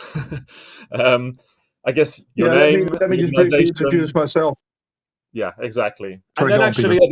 at the end of it, if you may, to the second question that we've asked the panelists already around, actually, how do you engage with the different ESG stakeholders? But right at the end. Yeah, sorry, I probably didn't get your first question, but is it okay? I just briefly introduce It's an CTP and myself, introduction and then to you, the go into the company. engagement. Yeah, exactly. Okay. So my name is Jan Evert Post. I've been with CTP for about 2.5 years. In the last 15 months, we made a step towards the capital markets. We are a top 3 European logistics and light industrial real estate developer and manager. And in the 23 years of our existence, we have been owned by Raymond Vos, who is still the majority shareholder. As I said, over the last 15 months, we've been making our way to the capital markets, first by obtaining investment grade ratings and issuing green bonds. So there are no brown bonds in that we have issued, only green bonds. And earlier this year, we obtained a listing for our stock. We did an IPO on the Amsterdam Stock Exchange. CTP is based in Central and Eastern Europe. We are looking at certain Western markets, I think the characteristics of our business is to develop business parks, again, for a mix of logistics and light industrial purposes. Okay. So as regards ESG engagement, and I could only echo what Carol just said on the bonds, because with the green bonds there is through the ICMA, which is the authority that is related to the capital markets bond activities. We have a green bond framework, and it was just only last month that we had to publish for the first time on the use of proceeds, but that's because that goes into the green bonds. That's one way of engaging with our bond investors. Where do you spend your money? Are these eligible projects to be funded by the money that the bond providers, buyers are providing? And happy to highlight our investor relations site at ctp.eu, where you can see an example of that green bond report. It highlights where the money of the bondholders went. And for us, that means, as a real estate company, that eligible properties or renewable energy projects, because those are the two uses of purpose. But for properties, it means that they need to be certified for energy performance and sustainability metrics. So there is a certification body in Europe which is called BREEAM, and our properties that are funded by the bonds all have a high level of BREEAM certification. And that is illustrated in that report. That's one of the engagements that we have on the bond side. I have to say, because now we have 3.5 billion euros of bonds that we've issued, we engage with a lot of big bond investors, and they typically come up with a dedicated ESG specialist in their institution. So the quality and the level of discussions that we have is not done on this topic, is not done by the portfolio manager or the person who makes the investment decision, but is all dedicated through specialist ESG officers. And that is a challenge sometimes. I'm not an ESG specialist, but it is part of my investor relations and funding responsibility. So I also bring in our ESG specialist for those type of discussions. Now, on the wider stakeholders for ESG, we have. I think I wanted to mention two, because I agree with Przemysław that for attracting talent, this is an important stakeholder group that you also need to feed our ESG strategy. But I wanted to mention two others. First is the community, and the community is the area where we operate. Now, I've mentioned that we are park makers, and you can imagine that not only in Central and Eastern Europe, but I see it also in Western Europe, big boxes, because that's the association people typically have, are less and less appreciated. So to have an active discussion with communities, with municipalities on your ESG is quite important, because you want to show that you are serious about biodiversity, about public transport access, about green around and in the parks.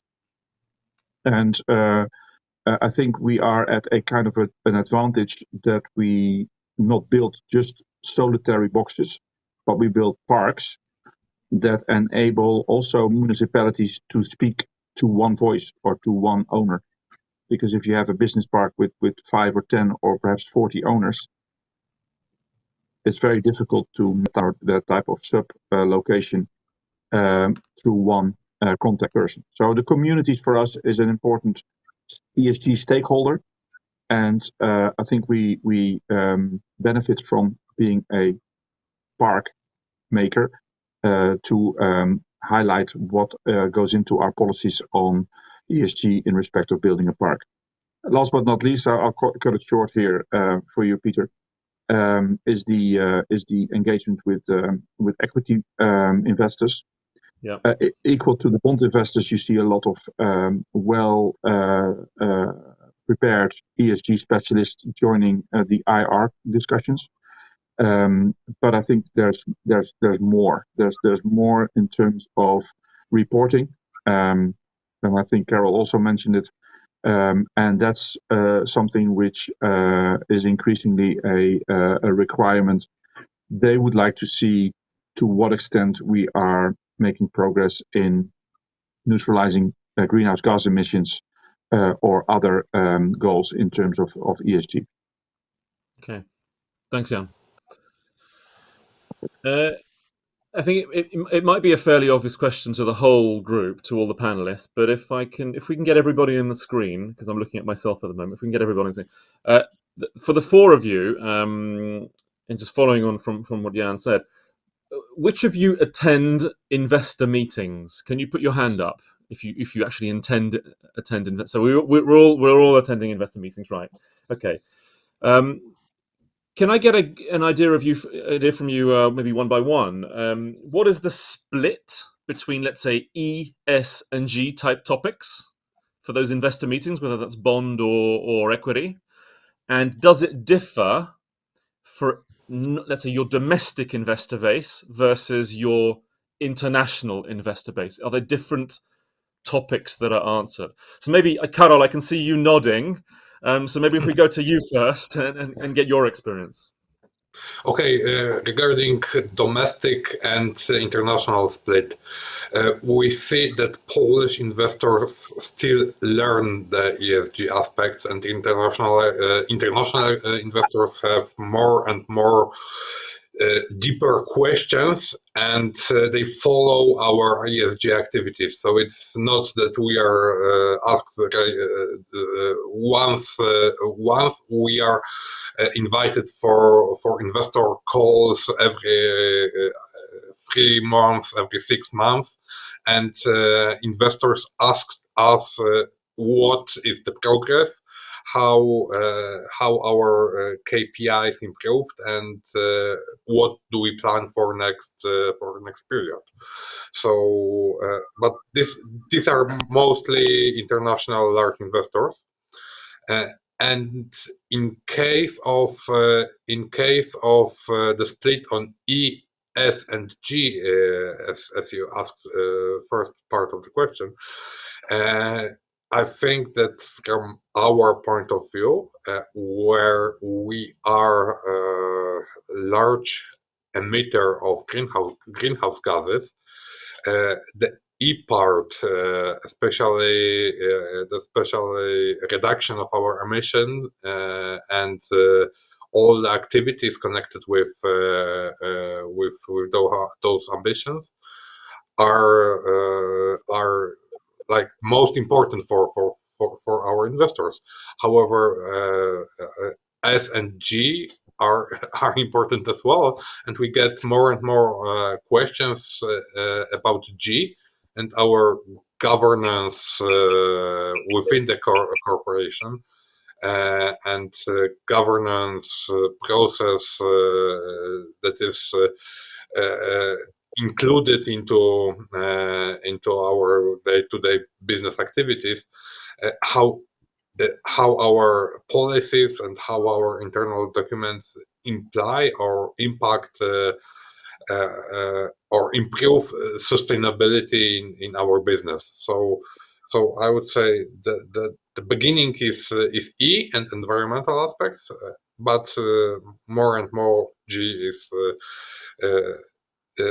in the question from investors. Okay, thanks, Karol.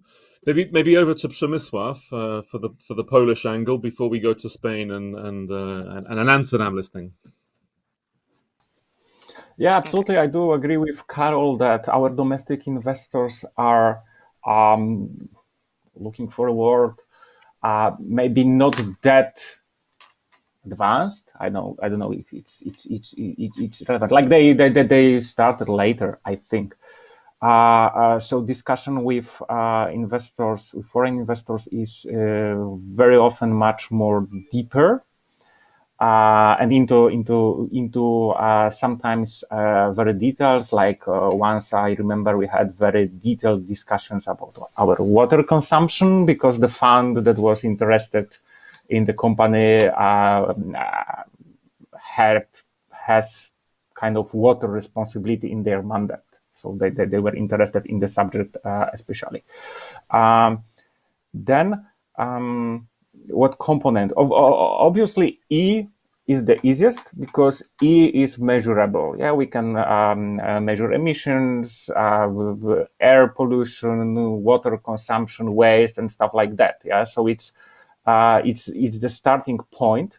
For our company, S is also very important, but probably the most questions or doubts we have are also in the area that can be measurable, like safety at work or critical incidents we have in our processes. And G is very interesting subject because governance or corporate governance is a topic present on capital markets ever since. But I have an impression that G in ESG context is something else or something more. It's not only how to like manage company by the external managers and all these like client, like investor agent problems and stuff like that.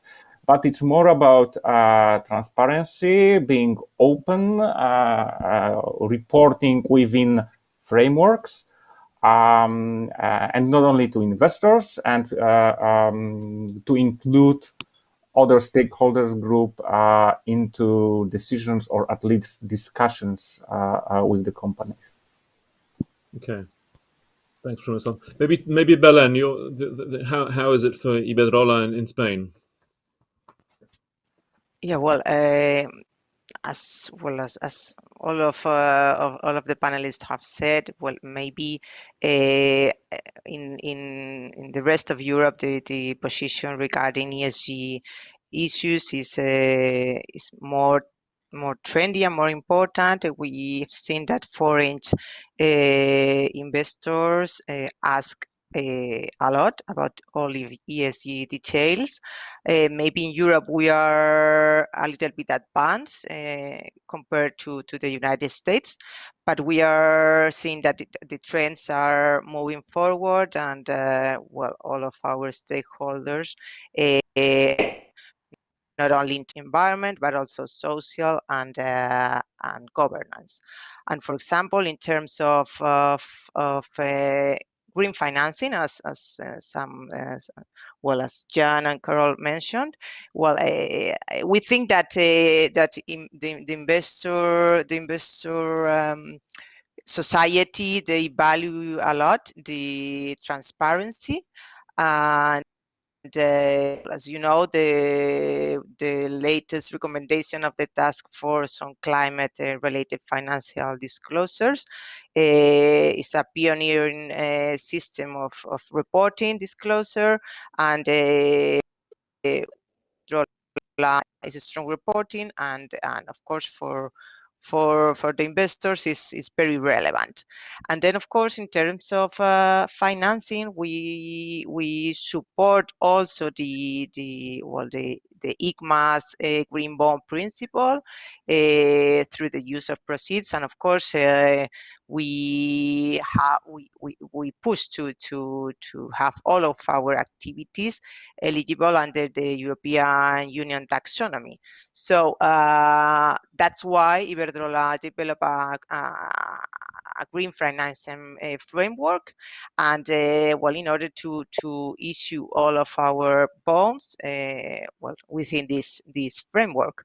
So this has allowed us to well to be pioneer in the green financing and sustainable finance, and well, not only green bonds, which we have reached more than 13 million euros since 2014, and well, as they already mentioned, these are completely used to finance projects in renewable energy expansion and digitalization of power grids and storage. And well, we also are pioneers in green loans, and well, we also formalize credit lines subject to sustainability criteria. So that's on the side of financing. But then when we move on to well, of course, with this financing, which is more easy to measure, is the environmental KPIs. But when we move to social issues, well, things have evolved a lot, and well, I of course completely agree with the employees' commitment. Well, the Iberdrola's commitment with the employees. We think that training and, of course, having a good relationship and a good situation in terms of healthy and safety is very important. Of course, for not only for the employees, but also for the company. And then, well, as such, we also focus in terms of social. We also focus in many other things, as I say. Well, our the communities where we are present. We try to create jobs, and of course we are committed in terms of jobs with diversity. And well, of course, we push all of this through also a volunteering program. And in terms of governance, which has always been very, very important, we've seen different approaches. So, of course, at the beginning, well, it was something related to governance system and the bylaws, but now it's moving further, and well, we are even talking about new issues like cybersecurity. As maybe, of course, it's a very relevant issue, the supply, the value chain, with, well, as we have seen recently, where there are lots of questions about how we manage with suppliers, and how we commit with the defense of human rights, and well, how we are committed to comply with the policies of respect, and of course, how do we have in our bylaws the relationship that we need to have with our suppliers. And that's something that we have developed. We have a new program in which we try to measure the well, how our suppliers are doing, and well, if they do not comply with we have 47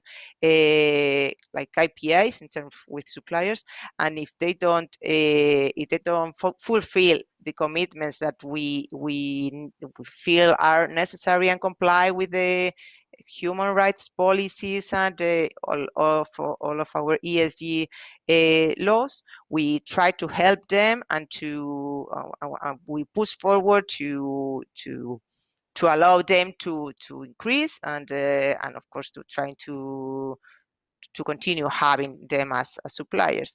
So, well, we think this is a ESG topic is much more important for all of our stakeholders, not only investors, but of course employees, suppliers, and the society in general. And we are seeing that the the worries about this issue are much more relevant now. Okay, thank you, Belen. Jan, anything you would like to add to? I mean, you sort of touched on it before, but anything you'd like to add to that ESG split versus international? In your context, what that means domestic. Yeah, sure. Thank you, Peter. I think let me try to be a bit concise here. I think what I mentioned about the ESG specialists joining IR calls, that's typically something I'll find with the international, the bigger international players. So yeah, I think the domestic ones. What is domestic for CTP? That's the Czech Republic. But I would also look at Romania or Poland or Hungary for that matter. It's less of a topic. In terms of the split between E, S, and G, I mean, sometimes I think the E is not about environment, but it's about energy. That has such a high priority. So that's such a high priority to, especially as a real estate developer and owner, to manage. We have since 2 years, we have a stated objective to be carbon neutral in our own operations already in this year. Now, how do we do that? For scope 1 and scope 2 activities, we can measure and our footprint, and that is certified by a third party. And then in terms of carbon compensation, we have 2 pillars that we stand on. One is our solar parks. Clearly that brings a carbon benefit. And we also own forests in the Czech Republic. Now these forests need reforestation. So there's an active approach to forestry management. And we plant about 100,000 trees per year. And the carbon capture that comes from these forests, so these are not managed for production of wood, but they are managed to increase the carbon capture. Both the solar and the forestry activities are also certified in terms of carbon capture and by an external party. And the result of both total numbers result in a neutral or hopefully a slightly negative carbon footprint for our own operations this year. So energy is the key for us in ESG. And I can only echo what the others have said about S&G. Of course, it is important, but this is typically where investors, but also senior management, focus on. I'd say it's 80-20. So 80% is E, and S and G for now is we have all documented it in policies and all that good stuff. We are listed, so a part of the governance is good corporate housekeeping, I could say. We've defined that a little wider, but for now, focus is on energy, and that's the key. So on the E, Peter. Okay, thanks, Jan.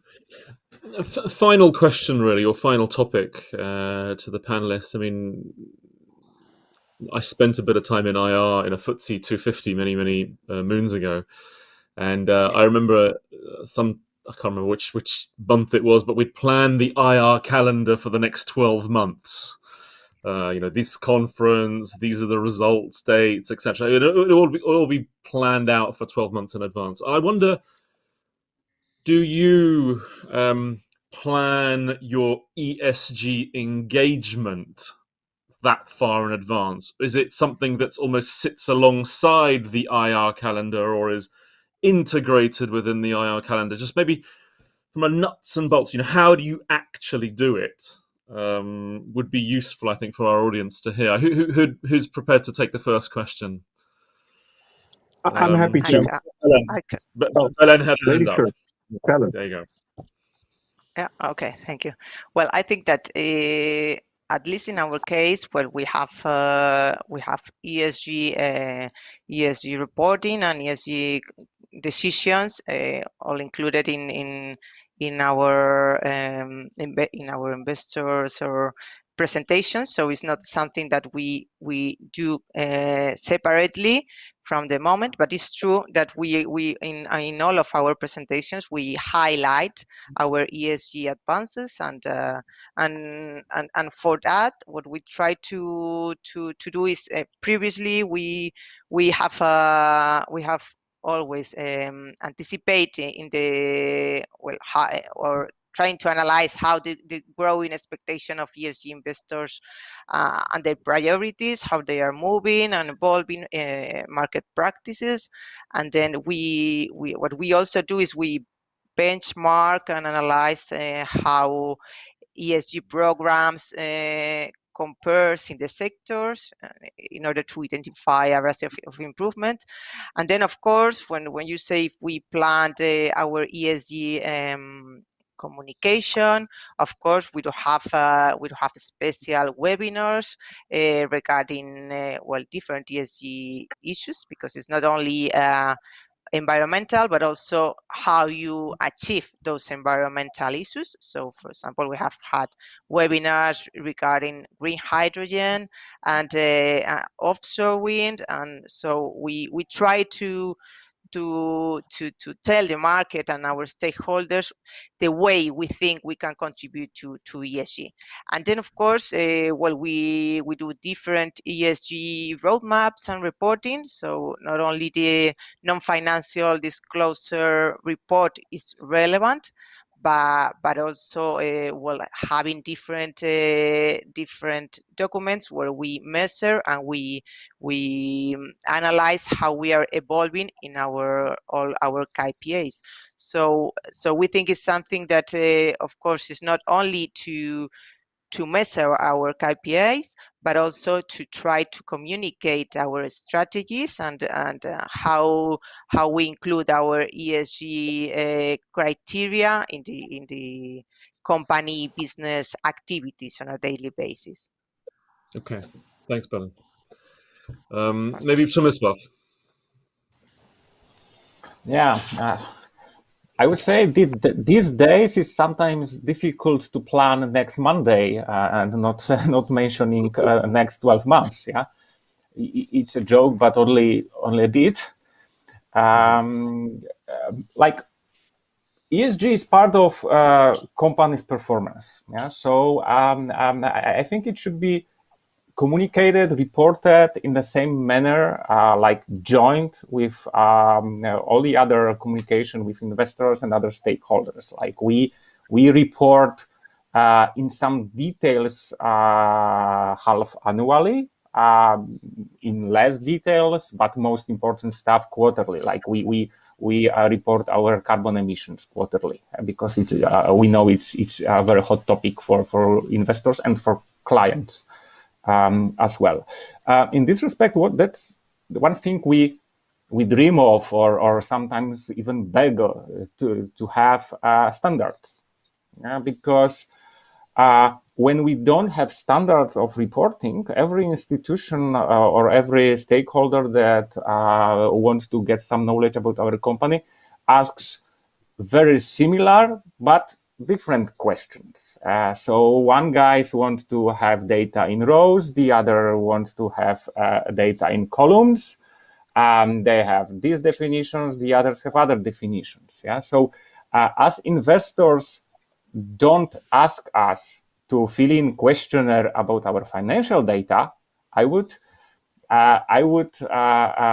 like to have a situation that nobody is also asking us about our ESG data, because copying, pasting data from different sources to a questionnaire is not providing much value.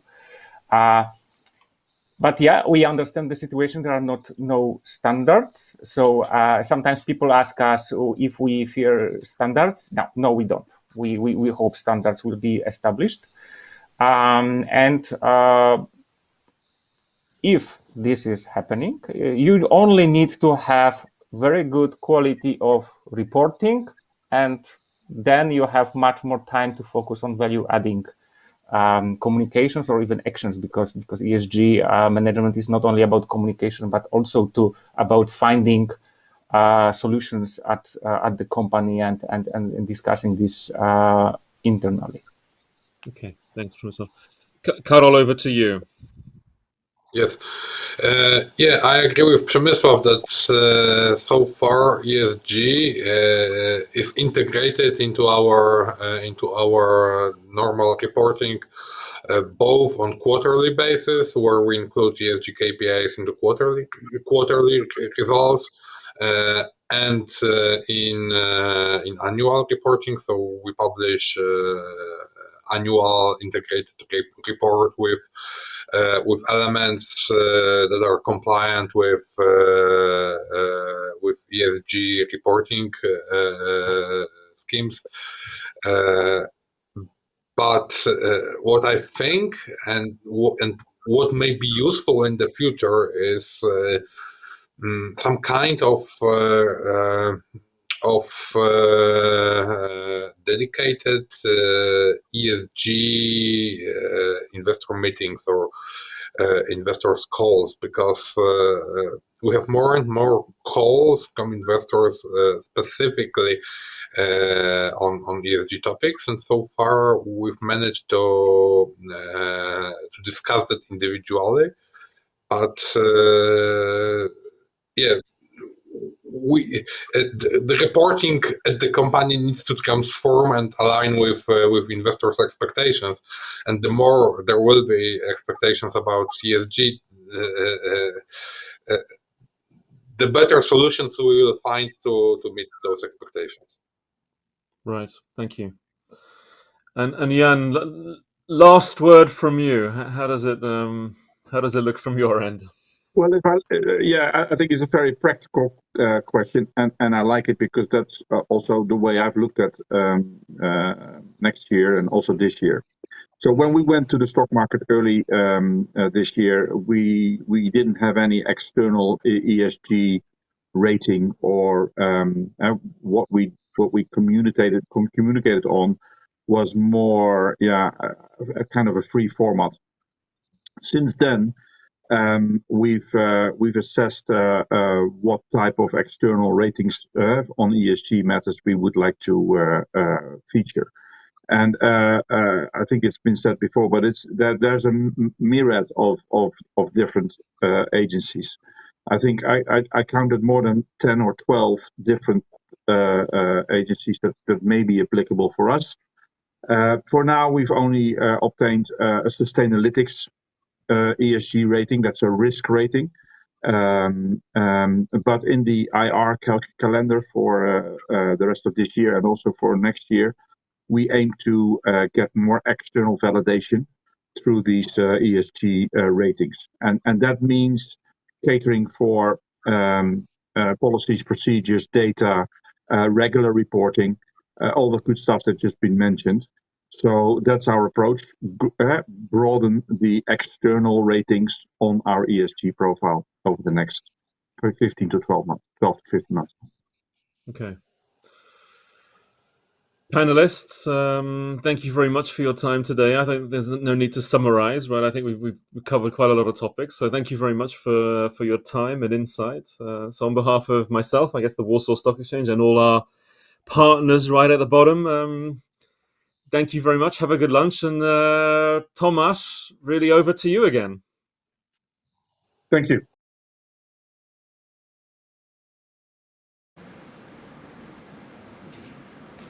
Thank you, Peter. Thank you for very interesting discussion. Drodzy Państwo, wracamy zatem z Londynu do Warszawy. Ja spoglądam na zegary, które są na sali notowań Giełdy Papierów Wartościowych w Warszawie. W Warszawie właśnie mamy 12:30 za kilka minut. W Londynie jest to 11:30, ale patrzę też na zegar czasu nowojorskiego i tam jest 6:26 dokładnie rano. A to oznacza, że mamy bardzo wczesny poranek w Londynie, w Nowym Jorku, w związku z czym musimy jeszcze troszkę poczekać na wystąpienie kolejnej naszej prelegentki, bo ona właśnie z Nowego Jorku będzie się z nami łączyć. Będzie to pani Michelle Dunstan, Chief Responsibility Officer portfolio manager AllianceBernstein, która będzie opowiadać o tym, jak budowane są portfele inwestycyjne właśnie w oparciu o strategie związane z czynnikami ESG. To wystąpienie o 8 czasu nowojorskiego, a zatem o godzinie 14 naszego czasu warszawskiego. Także do godziny 14, drodzy Państwo, mamy teraz troszkę dłuższą przerwę. Wierzę, że wszyscy w komplecie punktualnie o 14 się spotkamy. Do zobaczenia.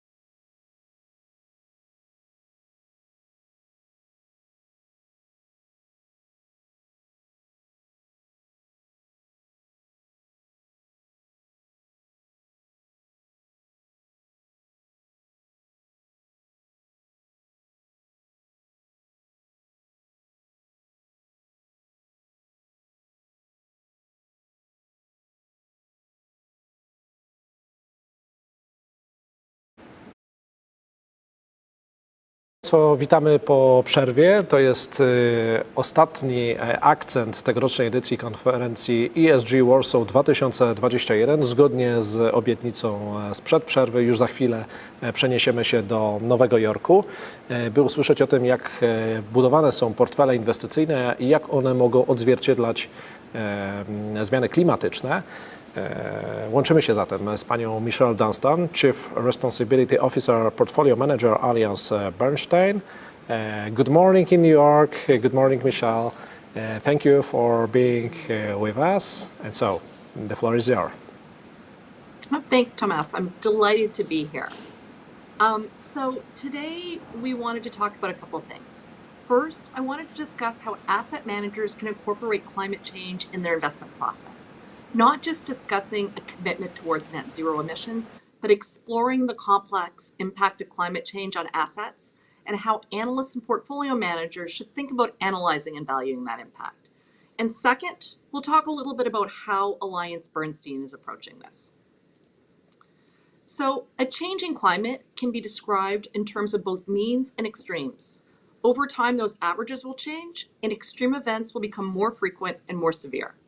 Society today is organized primarily around a historical understanding of those means and extremes, where we live, how we live, what we produce, and how we produce it. How will that changing climate, both those means and extremes, affect how society is organized, and in turn, the cash flows and asset prices? So to do this, we are going to start with a simple example. One problem is that we tend to anchor to historical norms and patterns, and we look for maybe first or second order impacts. We need to break that pattern and think more deeply and broadly to recognize the complex systems that are created by climate change. We're going to illustrate that with an example that ties climate change to the oil markets, and it all starts with wheat. In 2010, the largest wheat exporting nations simultaneously experienced extreme events: drought in Russia and the Ukraine, and excessive rains in Canada and Australia. Wheat production was down substantially, leading to low global wheat inventories. Later that year, China, the world's largest producer and consumer of wheat, experienced a severe drought that threatened the wheat harvest. China, who's usually self-sufficient in wheat, waded into the already stretched global markets and bought significant quantities of wheat. Well, what happened? The first order impact: severe weather causes disruptions in the wheat harvest. The second order impact: global wheat prices skyrocket. These are reasonably direct connections, and had you forecast those weather conditions, you probably would have predicted higher wheat prices. But consider this: no one saw simultaneous but different extreme weather events in 5 of the biggest wheat producing nations across the globe at the same time. Based on history, these random events should be spaced out and potentially cancel each other out: a poor harvest in one region and a bumper crop in another. With climate change, these tail events will occur more frequently and become more severe. But it doesn't start with wheat. What about those third and fourth order impacts? Let's look at the largest wheat importing nations in the world. They're all in the Middle East. In these nations, food represents a large portion of household spending, and a significant portion of daily food calories come from bread. In Egypt, that's about 1/3 of daily calories coming from wheat. The consequences of climate change, local weather conditions driving up the price of a global foodstuff, are stressors that can ignite an already volatile set of circumstances. We've seen this throughout history. The Arab Spring would likely have come about one way or another, although the context in which it did is not inconsequential. Climate change may not have caused the Arab Spring, but it could have acted as a powerful accelerant. Instability in the Middle East has profound implications on the oil markets. Actual supply constraints and the fear of deeper unrest leading to further supply cuts drove up the oil price. Sustained oil prices above $100 a barrel enabled the US shale revolution. As that technology was emerging, it was high cost but short cycle, and it was able to generate economic high oil prices. It ramped quickly, lowered cost, and is now a permanent feature of the oil markets. The Arab Spring, the oil price, and the US shale revolution took the capital markets by surprise. These third and fourth order impacts were entirely unanticipated. So why is climate so difficult to incorporate into investing? Climate connections are complex and multifaceted, and we as asset managers typically only see one small part of that entire picture. And we also have biases that prevent us from adequately extrapolating to the whole. One is historical analog and risk. To define risk, we have to understand the range of possible outcomes, and often the past is a good template. We even do this for complex issues like weather. Take El Nino, for example. It's repeated often enough that the outcomes are normally distributed, so that there's a playbook for what happens. Literally, in El Nino years, our sell side produces templates to follow, which countries, sectors, and companies are going to be impacted positively and negatively. With climate change, there are near infinite paths, and human action and reaction will have an impact. Climate outcomes are also not normally distributed. There's skew and there's kurtosis, and we are changing both the mean outcome and the tail risks with our actions.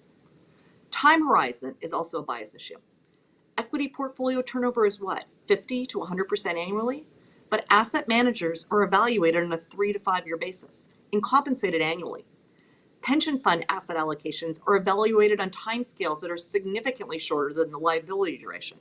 These mismatches often result in overlooking something that is perceived as long-term, like climate change, but can have short-term consequences. So what happens? Physical change is slow and gradual. That black line in the graph moves slowly but steadily upwards. People in the capital markets are slow to react to those early signs of change, but they reach a tipping point. Once there's enough evidence, reactions are swift. Society, people, that red line, may react first, but the capital markets, seeing that and anticipating future change, react even more quickly, and pricing changes are incredibly rapid. We actually observed this very reaction to COVID-19. Early in 2020, we heard stories of a flu sweeping through Wuhan and parts of China. We began to see evidence that it was being transmitted outside of China, Italy, for example. But throughout January, February, and even early March, people and governments generally failed to react. It was mostly business as usual. The stock market continued as though nothing had happened. Then in mid-March, once there was enough evidence that COVID-19 was being transmitted around the world, things moved rapidly. People behaved very differently. Governments brought in restrictions, economies shut down, and the stock market plummeted. We had reached that tipping point where enough evidence induced rapid change.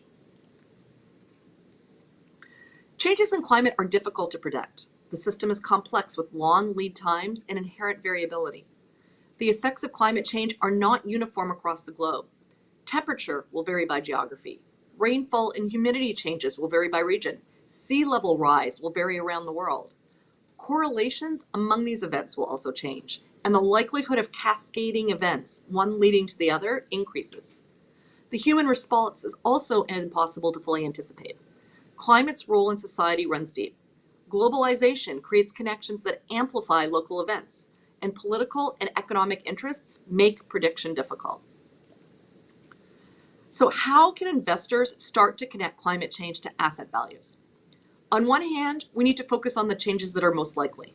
Effects on the macroeconomy, interest rates, inflation, and other drivers of asset values, and the effect of decarbonization or carbon pricing in industries and companies. On the other hand, we need to think broadly across disciplines. That includes developing a knowledge of climate science, but expanding this knowledge to include geography, political science, economics, agriculture. We need to identify and explore possible linkages, but remain flexible because those can change. So I'll talk about this in a bit, but our partnership with Columbia University is a central part of our effort to educate our investors and our clients in climate science and in investing. So let's dig into this a little bit more. At a macro level, economic growth will probably be slower. GDP is labor force times productivity, and climate change will slow both. Capital will be allocated to mitigation and adaptation, and that may preserve some current production, but it won't grow it, and it may crowd out more productive spending. Currently productive capital may be stranded or lost. Purposefully slowing growth may be a policy response, and we actually saw this during COVID-19, where governments shut their economies in order to preserve longer-term health outcomes. Inflation and interest rates will probably be higher. Drags on productivity are inflationary, and climate change will impact both human and agricultural productivity. Adaptation and mitigation capital spending will also likely be inflationary. That incremental spending may come in bursts in response to specific events, stressing systems. And adaptation and mitigation capital will be spent to preserve existing cash flows, not create new ones. There's actually an historical analogy here to wars, which have typically been quite inflationary. And at an issuer level, there will be physical risks and opportunities. These include things like damage and loss from climate change, sea level rise, extreme weather stress, drought, storms, and wildfires. These risks are easier to understand, but they're hyper-local. You need to understand where every part of your business and supply chain is located and what their vulnerabilities are. Transition risks and opportunities are the impact on businesses from the efforts to remove carbon from the economy, such as regulations, carbon pricing, shifts in consumer preferences, or technological change or litigation. So let's look at some data that will help illustrate these impacts. These charts show the climate change impact on global GDP. They don't appear that alarming except in that worst case scenario in red. But consider this. Take those two middle scenarios in orange and green. They show a 1.5% to 2% reduction in global GDP annually. Global real GDP growth has only averaged 3.5% over the past decade. So at a minimum, that's about a 30% reduction in global growth. This chart shows the impact on GDP by region. You see significant impact in India, Asia, the Middle East, and Africa. But even in areas with a lower impact, remember that a 1% hit to GDP growth represents almost 30% of the average annual real growth, and a 0.5% hit is almost 15% of average annual real growth. Even in Europe, which on average is a net beneficiary, the impact is not homogeneous. There'll be regional winners and losers. And just like human productivity changes with temperatures, so does agricultural productivity. Most global crops will suffer significant declines in productivity, assuming no changes are made to the areas or techniques we use to plant these crops. Of course, we're likely to see changes in which crops are planted where and adjusting agricultural practices like hydration or fertilization, and that could mitigate some of this. But that kind of adaptation comes at a cost and takes time. So how do we incorporate this knowledge into investment research? One of the simple techniques that we teach analysts is to follow the carbon. Evaluate the physical and transition risks and opportunities for a particular issuer and the impact on each of the income statement, the balance sheet, and the cash flow statement. And consider not just the current impact, but those future direct and indirect impacts. A more thorough examination of the risks and better identification of the opportunities should lead to better investment decision making. So let's take a simple example. Sorry, I'm missing a slide, but let's take a simple example. Picture a company that has a lot of carbon. What are the physical risks? Where is your factory located? Is it susceptible to sea level rise or increased risk of hurricanes? If so, will it need to be impaired, have special mitigation done, or a budget for continual repairs? That's a hit to CapEx, and it'll impact the balance sheet and cash flows. Then consider the transition risks. So first order, direct impacts. Is carbon being taxed in the jurisdictions in which it operates today? If so, that's a hit to the income statement, cash flow statements today. If it's not being taxed today, is there a potential for a future tax? You can make a probability weighted average assessment of the likelihood of a tax and a magnitude of a tax and incorporate that in your analysis. What if regulations change so that this factory will have to upgrade its equipment or install scrubbers? That will be more CapEx and cash out the door. These are all things that as an asset manager or portfolio manager, I would want to understand and know before investing in this company. Then you need to consider those less direct impacts. What if a competitor is developing a new lower carbon alternative? Is your company going to use market share, or is it going to have to invest to actually do that same low carbon product? Consumer preferences and decision-making patterns are changing. Companies that are addressing those today are better prepared to deal with them in the future. And what about employees? Younger talent in particular is increasingly making value-based decisions on where they want to work. We have seen high emitters, oil and gas companies, for instance, drop down the list of where new engineering graduates want to work. What does that say about your factory's ability for technological innovation or keeping costs low if they are getting bottom of the barrel engineering talent? It's these kind of factors that are having an impact on cash flows and valuations today, and we need to think through how this is going to impact the company over the next 1, 3, and 5 years, and take that into account in our investment decision process. And let me just share a couple of examples. Ahold Delhaize, European supermarket. One of the first things you can see is most of Ahold emissions come from scope 3. So when you're thinking about climate change, we talk about emissions, carbon emissions in terms of scopes. Scope 1 is emissions from your own operations. Scope 2 are those emissions from your own operations, plus those from your electricity or power source. Scope 3 is much broader. It traces your emissions up and down your entire supply chain. And most of Ahold emissions are from the procurement and the transportation of the food they sell in their stores. But Ahold is taking action. They are reducing what they can control for scope 1. They are making their transportation fleet and their refrigeration more efficient. They're also engaging with their suppliers. About 60% of their scope 3 emissions come from animal protein, and they're working with their chicken, pork, and beef suppliers to reduce their carbon footprint. They're also seeking return opportunities. They are responding to demand for more sustainably sourced products, and they have a commitment towards combating food waste. If we talk about a different kind of company, Microsoft, this is another company that is taking action on climate change risk. They want to be net neutral by 2030. Their plan is to take their own scope 1 and scope 2 emissions to zero by 2025, mostly through renewable energy. They have already assigned a price for carbon in their own operations and travel, and will actually extend that to their suppliers to address their scope 3 emissions. So if you're a higher emitter and you're applying for to become a supplier to Microsoft, you're going to be penalized financially for having high carbon emissions. They are also very public about their plans, and they provide a lot of data so that we can measure their progress. They're also exploring return opportunities, from redesigning products that use less energy than previous incarnations, to creating digital solutions to address newer problems, to launching a $1 billion climate fund for carbon reduction, capture, and removal technologies. And lastly, let's explore a company that's very different, a miner. Too often, we ignore or shun mining and energy companies because they're perceived as bad or dirty, but they're actually very vital to the economy. Take First Quantum, it's a copper miner. Copper is the key to electrification and a decarbonized economy. It's the main conductor of electricity and needed for things like electric vehicle batteries, solar power, carbon capture, and sequestration. We're going to need more copper, and currently demand is starting to outpace supply. First Quantum has growing copper supply and is going to be a necessary part of any energy transition. Their copper represents a good return opportunity, but they actually face physical risk in their operations. Their large Zambian mines and smelters are hydropowered by the Kariba Dam. Zambia, which gets over 90% of its power from hydro, has experienced severe drought for the past several years, which has resulted in low water levels and widespread blackouts.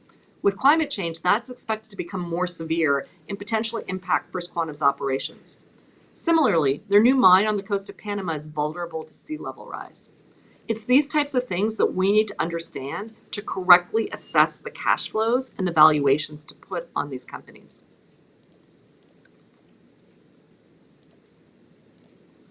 So linking climate change to asset values is extremely difficult, but we can't let that deter us. Perfect cannot become the enemy of good. We must remember that there is no single eternal forecast. Human and physical systems are going to react in ways that we can't predict, and we need to keep learning. The future is path dependent, so those signposts along the way are valuable, and collaboration is going to make that task easier and actually lead to better outcomes. So with that, let me turn to how we are thinking about climate change. So one, we have a commitment to climate. We view climate as a fundamental risk and opportunity in our portfolios. We think we need to assess companies, their cash flows, and their valuation in order to generate the optimal financial returns for our clients. We want to understand the physical and transition opportunities and risks by issuer, by geography, and by asset class. And we think that gives us an investment edge. We actually view this as part of our fiduciary duty to engage when climate issues are material. And also our own footprint, how AB is behaving, is very important to us too. As a global asset manager, we have a role to play in limiting global warming and accelerating an energy transition.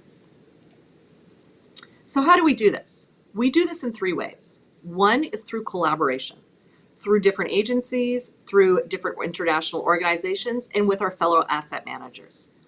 We also integrate climate change into our process. Climate change and ESG in general, environmental, social, and governance impacts, are integrated through all our actively managed products in equities, corporate credit, and multi-asset. We also engage. That's part of our stewardship. Once we hold a company, we continue that process. And we engage for insight, to understand what those issuers are doing and leverage that knowledge in our decision making. But we also engage for action, to encourage companies to take decisions that are in the best interests of their long-term sustainable cash flow. We also engage with regulators, trying to encourage them for disclosure and policies that will not only help us as asset managers, but also benefit society. And lastly, we have created what we call portfolios with purpose. These are portfolios that go above and beyond ESG integration, that have specific ESG goals associated with them. There are sustainable portfolios. Those are aligned with the strategic development goals focused on health, climate, and empowerment. We also have climate change solutions portfolios that are in the process of being launched, low carbon portfolios, ones focused on technological change, and one's focused on that energy transition and enabling others to actually lower their carbon. So that's kind of an overview of how we are tackling this subject. Let me talk a little bit more about partnerships and collaboration. One of our most important ones is our partnership with Columbia University. Columbia, for those of you who don't know, is a university located here in New York City. It's one of the oldest universities in New York and an Ivy League institution along the lines of Harvard, Yale, Stanford, etc. We formed a partnership with them a few years ago. In 2018, we realized that climate change was incredibly important and that we needed to educate our investors. They were never going to become climate change experts. We have some of those on staff at AB to help, but every investor, every analyst and portfolio manager needed to understand the basics of the science. They needed to be able to understand what the risks are to their companies. They needed to understand and be able to ask those hard questions. And they needed to know when to stick up their hand and say, help, I need someone who's more of an expert than I am. So our first element of our collaboration was education. We co-developed a curriculum that covered the basic science, legal, regulatory, and public policy frameworks, climate change solutions, and how to translate that climate change into financial analysis. In 2020, we offered it to all our investors. Almost 300 of them did it. Our executive team, including our CEO, and our board of directors, including our chair, also attended. In 2021, we offered this to clients. We were expecting maybe 200, 250 of our clients to actually take the training. Over 1,000 of the world's largest asset owners enrolled in the program. I think that's very indicative of how important climate change is to asset managers and asset owners. We're now pivoting our relationship with Columbia to research. They have launched the Columbia Climate School. It's the first purpose-built climate school that's multidisciplinary of its kind in the world. And we're the founding member of the corporate affiliates program. We're helping them design the school. What does the scientist of the future look like? What does the investor of the future look like? What programs, degrees, and courses do they need to take? We're also embarking on a few long-term research projects. And most importantly to us, we've already kicked off a series of bespoke workshops between select groups of our investors and the scientists. These are on topics that our investors are researching right now and for companies that we hold or ones that we are looking to invest in. These are on things like, how do we leverage a natural hazards database to do better in terms of real estate investing? What is synthetic biology and how is that going to evolve? What's their views on hydrogen or renewables? Or even something as specific as, how does sea level rise and sea temperature rise impact salmon fisheries in Chile, Scotland, Norway, and inland? We happen to own a lot of salmon fisheries around the world. These are tangible things that we're going to be able to do better in our research and better in our investment decision making. And we're going to be quite public about it. We will be writing or speaking on these topics to clients. We talk about stewardship. Engagement I talked about, but just to give you an idea, in 2020, we conducted over 12,500 company meetings. 835 of those explored different ESG topics, and climate was across over 500 of those. You can see the list on the left in terms of the different topics we discussed. We actually embarked on a strategic ESG engagement campaign last year. We targeted almost 400 of our largest equity holdings that did not have either ESG metrics in executive compensation or climate change targets. And we engaged what they asked that they implement those in 2021. We actually got positive feedback and created a lot of impact. We wrote a report, which is on our website, about some of the companies that refused to talk to us or the ones that were actually committed to making change. We're following this up this year. In 2021, we're repeating this campaign to see which companies have actually made changes. We're also adding fixed income, not just equity holdings to this, and we're adding new companies. We're also tackling a third pillar, which is modern slavery, forced or unethical labor in your supply chains. We do align our proxy voting with climate change. You can see we vote positively for the vast majority of climate change proposals. And collaboration again. In addition to Columbia, we are members and collaborate with various other asset owners and asset managers around the world to try and develop standards and lead the way when it comes to climate change.